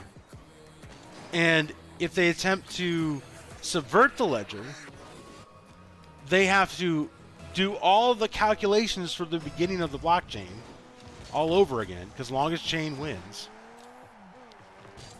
And it would take so much energy, again, proof of work, it would take so much energy to do that, that the cost of that energy would not be worth doing it instead of, as an alternative, to participating in the mining, which validates the ledger. right? So if you had enough energy to redo all the calculations so that you could take control of the Bitcoin and say that you were the owner of it, why would you do that and risk driving the value to zero when you could just do the calculations?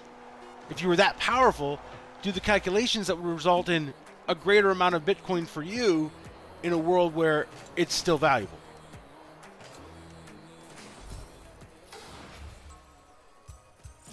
He does a really good job. He curates the articles about it. So, proof of what was really good. I definitely want to hear that one. I just want to cut in for a second. Yeah, please. I want to hear that one, but the thing that I'm curious about when it comes to staking is I don't think the potential of it has been realized, at least in terms of where I see it could be valuable. But if it takes the place of banking, as I think, or just because no one has set up Bitcoin to do this yet, I can understand that. But where it takes the place of banking, where you're staking it, meaning you can't use it right now, that's money you can't have at this time. As far as I know, that's the point of staking, is there is some penalty that allows you to not just get it back as it was before you put it in, to keep the network going. But in terms of loans, lending money the same way that banks do, you stake your money for a certain amount of time so that it can be loaned out for other projects and with smart contracts or things like that, but you take out the middleman of the bank and the inflationary aspect of it, as I guess where I thought the point of staking is supposed to be. Yeah, man. Like when I heard the initial value proposition, the idea behind DeFi and smart contracts, like I was blown away. I was like, yes, we need massive change in the legal system with contract law. We need massive change in the banking system. We need everything, all the promises. But having listened to a few articles that talk about DeFi and talk about smart contracts, I won't be able to repeat it to you verbatim here, but what I walked away with was the current state is only sustainable as long as inflows continue. They are not yielding. They talk a lot about yield. We're basically people are chasing yield. Okay, that's why they're in this. But there's no productive capacity or value being added as a result of their technologies. The yield we see today is a function of what is essentially a Ponzi scheme. I hate to say it because I want the proposition to be true, but that's what I walked away from after listening to a dozen or so articles. I'll have to check out more. I mean, right now I really like staking because of the way that it seems to bring back to the system what was supposed to be with the bank. The function that banks were supposed to be performing. Of I can put money in. I forego my current consumption for savings, so that, and I get a return on that and a higher interest rate, so that I have more money when I come back to it. I mean, it makes sense to me. The concept sure does, and we do need that back in our society.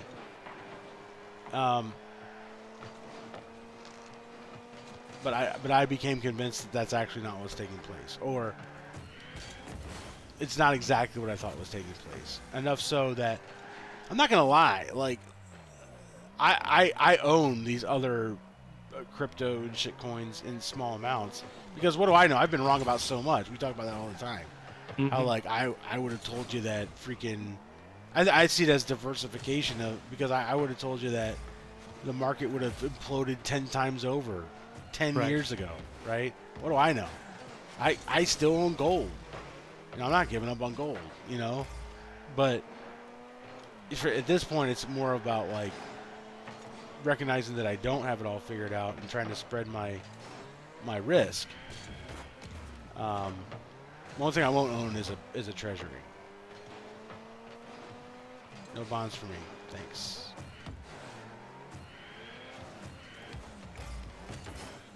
Yeah, I'll have to check out some of those episodes that you were talking about in particular. I find I listen to Bitcoin Audible more than any other podcast now because I wanted it's new information. Yeah, right. That's a great point.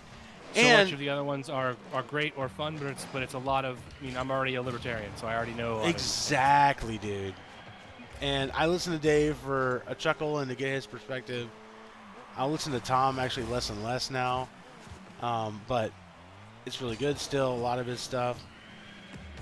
Is that going in? Is he gonna get there? Got there. Shucks.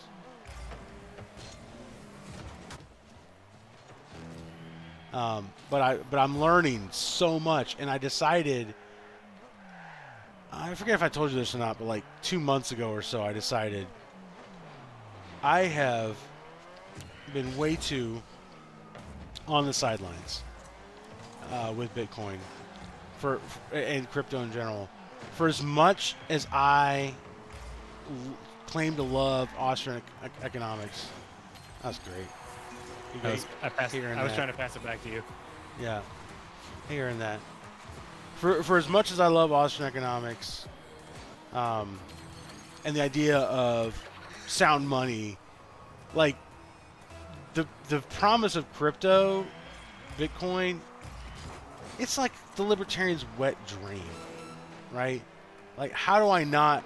I need to be a flipping expert on this stuff, right? I need to be a trusted advisor that people can come to and ask questions. I need to promote it and use it as a way to build more belief in the concepts of liberty, self-ownership, self-determination, voluntarism.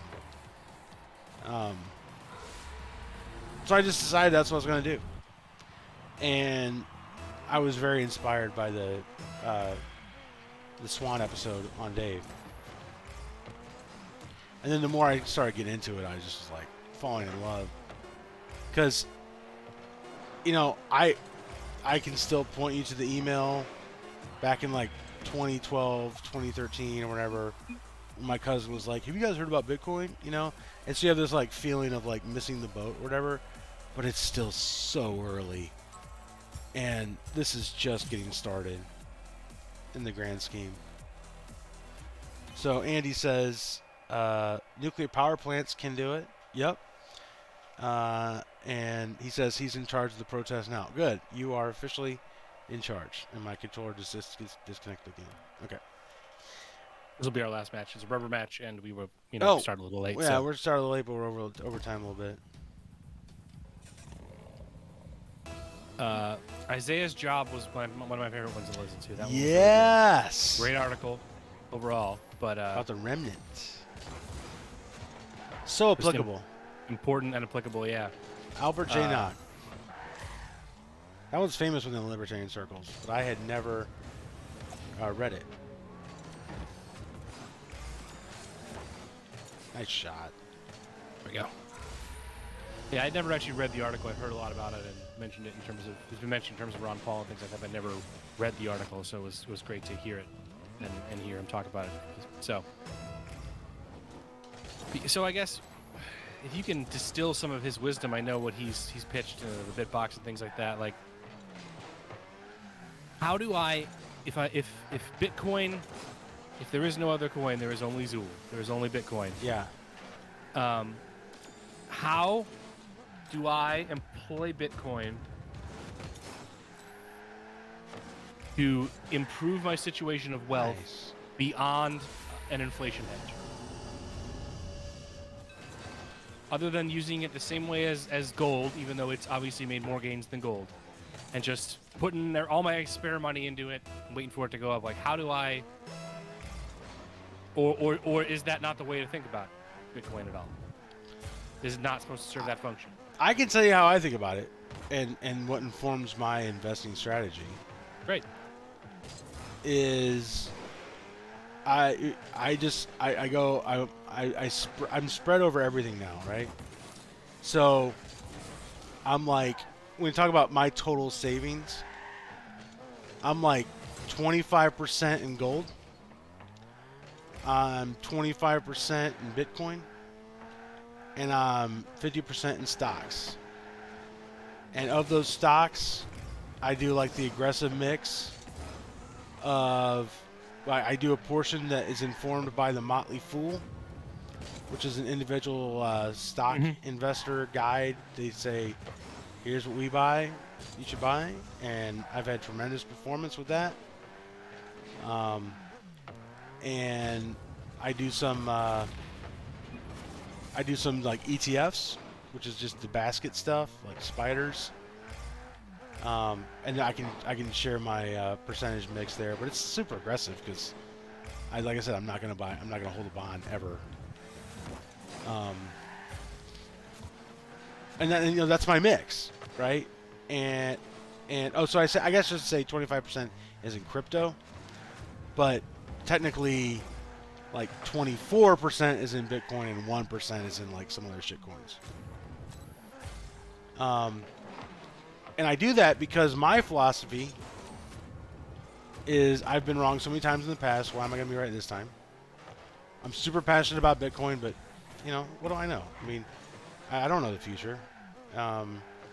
Any number of things can happen. And these good articles about, can the government ban Bitcoin? What does that look like if they try? They've confiscated gold. Why can't they confiscate and ban Bitcoin? Like there's a lot to read in that space to understand what makes sense. But that's my approach is spreading risk, and then my philosophy of War. Bitcoin War. in general is that the problem is trying to solve, right? You go back to the Genesis chain, right? Was it say Chancellor approves or the first block, the Genesis block? Satoshi put in the block a headline from that day. Have you read the white paper? Mm-mm. Yeah, so you can go to bitcoin.org and read the white paper that Satoshi wrote and what's in the Genesis block, and it's like Chancellor approves third round of bailouts. Like he put that in the Genesis block for a reason. He's saying like, look, this is crazy. The fact that money can be created out of thin air and just bail out the same people that benefited from the bubble and then have no accountability in the bust. Right? So that's the problem Bitcoin was trying to solve. And you can only do that if you make a resource fundamentally limited and scarce. And like I said, that's the killer feature of Bitcoin. So any shitcoin out there that has no code in it to restrict the supply, I'm out. No desire to be involved. That's definitely why I wasn't in for Dogecoin either. Yeah. Even early on. Yeah. Like inflationary currency is the problem that we need to solve once and for all as a civilization so that we can direct capital wisely. Today there's no way to know. The price signals are all blown up. So my philosophy with Bitcoin is that it becomes the new monetary standard of planet Earth, that the Bitcoin I own now, hopefully, God willing, I will never have to liquidate, and I can pass down to my children, and they can use it to buy ice cream on Mars. That's literally where my head's at with this play. It is the definition of a long-term play. Okay? It either becomes the monetary standard of the future, or it goes to zero. For some reason that I can't perceive right now. I don't think there's middle ground, honestly. And when I say it goes to zero, it's kind of a funny phrase, because zero in terms of what? Right? Economists are always talking about in comparison to what? Right? That's the famous joke of economists, right? An economist walks into the bar and the bartender says, "Hey, how's your wife?" And he says, "Compared to what?" Compared to what? Yeah, that's famous. So same thing is true with Bitcoin. What you know, what is Bitcoin worth? Well, it's what you express it in. We live in a dollar denominated asset world where I can tell you how much my house is worth. I can tell you how much I make from my company. I can tell you how much I paid for my car, right? Well, I think we're going to have to see a restatement of all values in terms of satoshis. And that's why stacking sats Roads? to Where we're me going, we don't still need makes sense. roads. Hey, I just heard the follower noise, but I can't see what it Yay! Thank you, was. Problem Maker. We had a lot of fun playing with you. Problem Maker 99. Thank you. Thank you Appreciate it. for the follow, sir. What is he? I haven't looked into his stacking stats thing. Is that just like where you put a little bit of your money away every month into that? Dude, it's awesome. I signed up for it. It is like the best. Just the feeling of confidence that I get from it is totally worth it. Okay, I'll So have to look into it. the minimum that you can invest per day to avoid higher fees is $10 per day. Per So day. Oh, okay. every week I have $70 coming out, and it's investing $10 a day, and it's buying. It's called dollar cost averaging, right? And so no matter what the price of Bitcoin is, I'm buying $10 a day, and it's going into a wallet, and I set a threshold. When it reaches a certain amount of BTC, it gets transferred automatically to a cold storage address. And what I'm most excited about and discovered as a result of my searches and learnings is a service called Casa. Casa is multi-signature storage with a very hands-on white glove setup. There's different tiers. One of the tiers includes like estate planning, so you can set up, in the case of your untimely death, how it would go to your heirs. Hmm. I think it's awesome, man. I'm looking to get started here in the next month or so. Um, so definitely check out Casa. Check out Swan Bitcoin. I'm sure there's other services. I paid the fee up front. You can pay the flat fee for the year on what it takes to buy every day. Hmm. Um, but it's awesome, and it's a great way to stack sats. And I signed up for his Fold card too. And in the process of researching the Fold card, I discovered another service, which is a flat 1.5% back on all purchases in BTC, which is better Yeah, than, yeah. I had been looking into a credit card that was, uh, instead of your standard bank rewards was, uh, crypto. Yeah, which is another way that I look at dollar cost averaging because, yeah, I could get probably 2% cash back. I saw Wells Fargo was running an ad for 2% cash back on all purchases. But then I got to take the extra step to remember to go purchase Bitcoin. And if I'm just getting a flat 1.5% back, everything I get is a dollar cost average function of getting Bitcoin. Anyway, I think we're about to wrap it up here, folks. Thank you so much for joining us. Remember to stack them sats if you're already hodling, keep on hodling, and we'll love to see you back here next Tuesday, 9 Eastern to 11 Eastern, and Where we will be joined by the Shagsworth. oh, to that is next talk week. about V for Vendetta. Talking about V for Vendetta, We're gonna cover that movie. So have a and good we're time gonna. talking with him. I owe a response to Ryan over at Rolling Bones on what day I can do D&D, because we also have that Hmm. joint project there doing an awesome campaign with Rolling Bones Ryan. So please check us out, and we got some awesome YouTube content out there as well. Um, Long form playthroughs of some retro games. I think I do a pretty good Dr. Fauci voice in the Mega Man series that you guys will get a kick out of. Um, eh, I don't know if we actually got those ones out oh, yet. okay. Not yet. But Okay. I would recommend Mega Man X. I gotta finish. My computer's busted, so I can't really edit. But I gotta finish getting the Mega Man X ones out. There's a few episodes to go, but most of them are out, and that was where we deal with the Sigma variant and Doctor Truth Science himself. Yeah. So I recommend that one in particular. Sweet. So I see our bit rate has fallen off the planet, and it looks like our video is messed up because I've alt tabbed again. So I apologize for that, folks. But I am looking for someone to host here, so stick around, and we're gonna raid uh, Fabian Liberty over there in politics. 14 viewers. So stick around for the raid. We'll see you guys next week. Thanks again. Shout out to Andy and Yupa and Wolfie and Problem for stopping by. Don't forget to love the game. And hate the state. Peace out, everyone. See you Peace next out. week. See ya.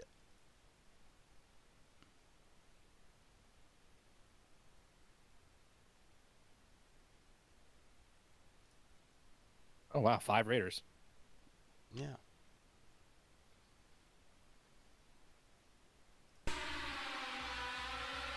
Had y'all playing in the background while we've been raiding. Oh, did you? Raiding, streaming. Yeah. So we're starting with. So for those that's coming in, Oh, we no, just they're finished looking at talking about how dog Noam Chomsky pictures. is evil, Yeah, I'm not going and to watching a video of police brutality. That was basically George Floyd, but the guy was white, so nobody cares. And Andy's doing, been like, great. some Andy basic keeps news showing and up. stuff, but Yeah, man. Almost every the week. big story for the night. And other people just, pop in and say goodbye, This is but just whatever. letting people know. But Talking about the yeah, dog it's stuff. been. We kind of. I let the Anthony thing Fauci go because did. I didn't want to get too It's deep. with crazy. Even the him Nazi having to Party type. banned experiments on live animals. But- Yep. My According to my question documents that was we like, just obtained all right, using if the all of FOIA life is request, meaningless, how do you find Fauci meaning? spent He literally said like life is $424,000 meaningless, to so you commission a find your own study in which meaning. healthy beagle But if everything's meaningless, how can there be meaning? Like it's like a.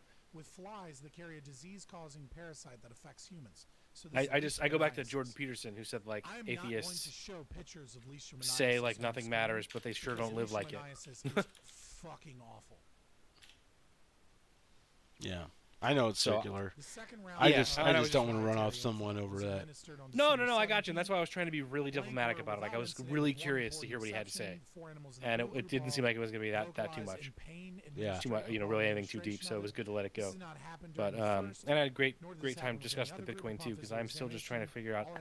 I just am trying to figure out how to build wealth. Well, they removed their vocal cords surgically so that they couldn't bark about the pain they were in. So that I don't always have to be laboring so much, and so that I have something to give my kids. Hey, Jimmy And I Long, just don't 68, know. Thank you. So, the dogs were in such pain. So, yeah, dude. that they Like, removed it's their nuts, vocal man. cords. Like, I love There was only Bitcoin 6 experiments on dogs because of across the continent. solutions In it offers, 2016, WCW but I exposed really farmers wish I could just and invest in ranchers was wasting companies, tax dollars to be honest with you. to buy beagle puppies And strapping capsules full of the infected problem flies is- to their bare skin. Here's an actual photo from their lab. I just don't think that's an Rusty, appropriate why were you strategy at not this time. following us? You've been here for like since I Right. think there's too much systemic risk Did you get mad at us one day? Is that what happened? due to monetary policy since So, Jekyll I'm Island sure everyone's kind of seen a lot that of these tweets, seen a lot of makes these, that. I these think a lot of the This isn't businesses you really could what I invest wanted in to get would into end up I are going wanna to talk end up about some of failing, the other things and that then Fauci's that been goes to famous zero for leading up to this next because story that I wanna there's talk been about. so much malinvestment. Fauci was one of the And I don't leaders think that there's been the of opportunity the government in during our the lifetime AIDS or epidemic my parents' lifetimes or maybe any lifetime ever to He was one of the potentially be leaders on the right who side of made this sure that the FDA did not trade. bring in approved medication for HIV and and instead worked with to me pharmaceutical companies to push the AZT. prospect of AZT redefining is all a toxic prosperity outside of antiviral the U.S. that dollar, which attacks is yet humans' another virus, fiat currency but that also and attacks everyone the has ever body always gone to zero. and exacerbated the AIDS you know, virus and I do killed think that there's a great episode that he had talked about like untold the internet was hundreds created of and it was this thousands of you know Americans as they poisoned them to death. civilization And we changing had thing, plenty of evidence to but show the from Israel, money from Germany, for from the internet France, was from Mexico, never that created there were or much, explicitly much adopted. better Bitcoin is the medications that were internet far more money. effective, that Right. increased the life of individuals suffering Anyway, there's a from lot I could HIV say, and I AIDS. know it's The late, government so didn't care because they were making money. Yeah, I and just because HIV and AIDS was killing black people and I like gay Guy people Swan. And I wish and I wasn't mean harming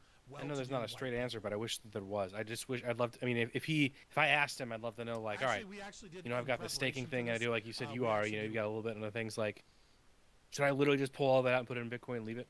and that's my long play is going to be make more doing that than anything that I'm staking right now. I mean, I don't know. I don't know enough about other coins to.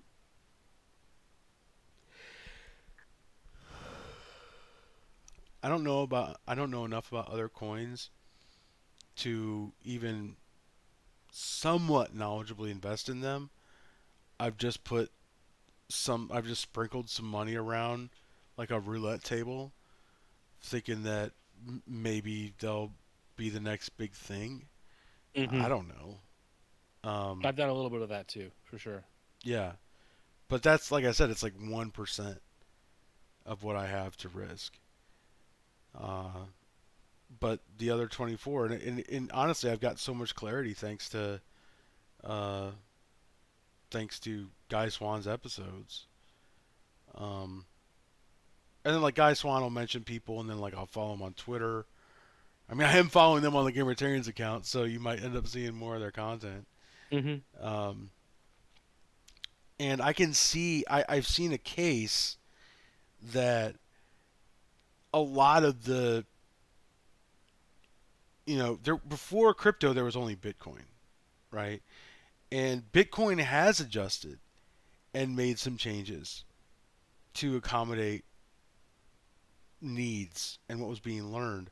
And there's been forks, and like the market has spoken on the utility of those forks, you know. And um, there's this other book on my Amazon wish list which he references all the time called Layered Money Mm-hmm. that I need to uh, read. I haven't read it yet. Read my Orthodox stuff first, but I really um, I really think that Bitcoin is where I want to put at least part of my wealth. I'm not going to put everything I own in it. I think while I stand to regret that later, I'm not willing to sign up for the potential of regret if it goes to zero, which I think it could. Like I think Bitcoin could go to zero for something that we don't see yet. Guy says this all the time. All Bitcoin has to do is survive. Think about how many times Bitcoin has been declared dead. Or you heard Mm-hmm. that this government took action against it, or that government took action against it. Now that I know about multi-signature, because I was worried about like my cold storage wallet. Like, what if something happens to my cold storage wallet? You know, and Mm-hmm. and I am anything, worried about that too. Yeah. yeah, anything that's restorable from a seed phrase has another set of vulnerabilities. You know, and so Casa Bitcoin in what it has on there in terms of education alone has been awesome. They go through why they did Casa the way they did, why they don't use seed phrases. They talk about the known threats that they've accounted for and the known threats that they have yet to account for that I wasn't even thinking about, but it's like on their development roadmap. Um, and multi-signature means that you'll never lose your Bitcoin just because you lose your cold storage wallet. You can get it back, Mm. and they can help because they keep one of the three required signatures. Now they can't access it because they have one of the three, right? But you So do can you only need two? uh, Is that how it works? You need two of the three three of signatures. five Oh, or okay. five of seven. Okay. So look into Casa, man. I think it's Is it pretty. KACSA? No, like Spanish for house. Oh, CASA. CASA. Yeah. Look at Casa. It's just ah, I What? just don't know what to do. And it's just hard. I just don't know what to do. Like I'm in 1% Bitcoin probably right now of all my other things. Everything else I've got spread out over other things, spread my risk, and there's times you make. I've got I think 80 Cosmos coin, and I got all that when it was like $5 or $6, and it just hit $35. So like I've made a higher return on that than I would had if I had put that money in Bitcoin, I think. Um, but I don't know. I guess if I'm not really looking at any of these things as short term, like I've made the money, I'm pulling out, and I'm keep seeing it as investment. So I suppose maybe if I'm seeing it that way, I should just move it all to Bitcoin, knowing that it's still cheap and is probably the most durable to survive all those things. I guess I don't want to.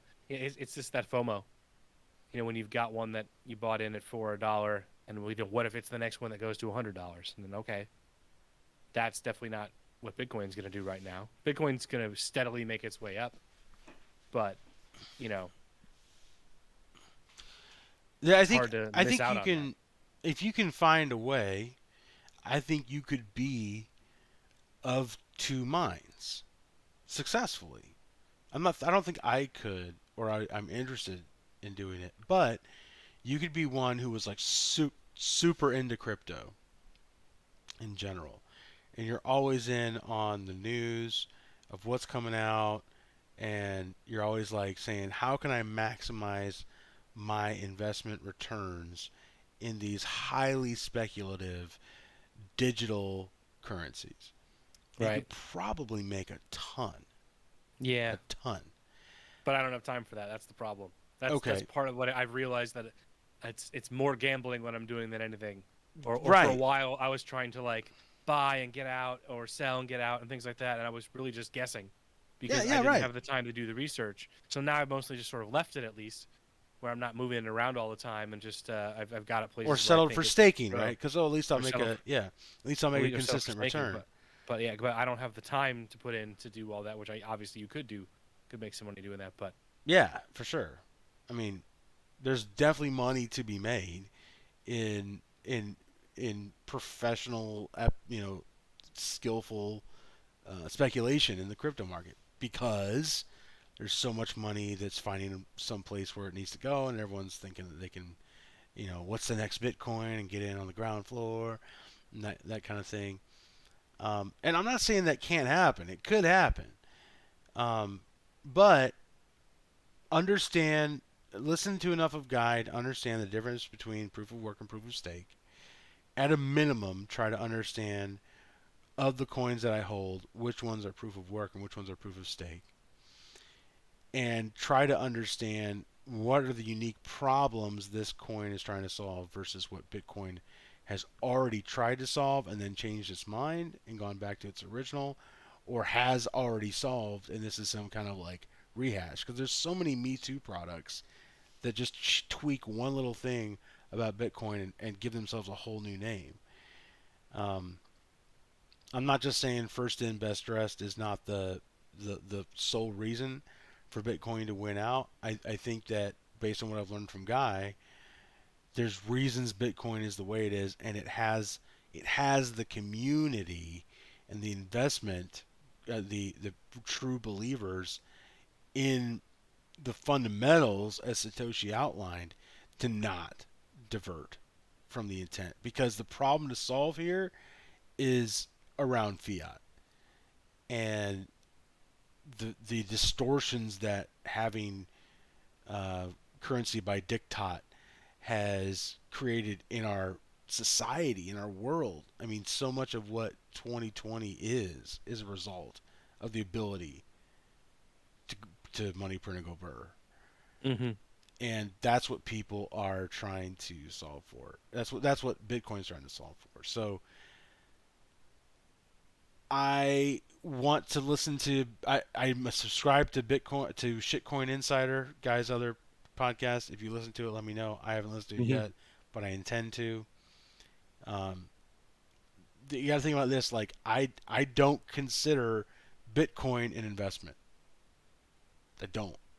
I think it as risk hedging, Right, yeah. hedging risk against the financial collapse of the U.S. dollar, which I think is more and more likely every day.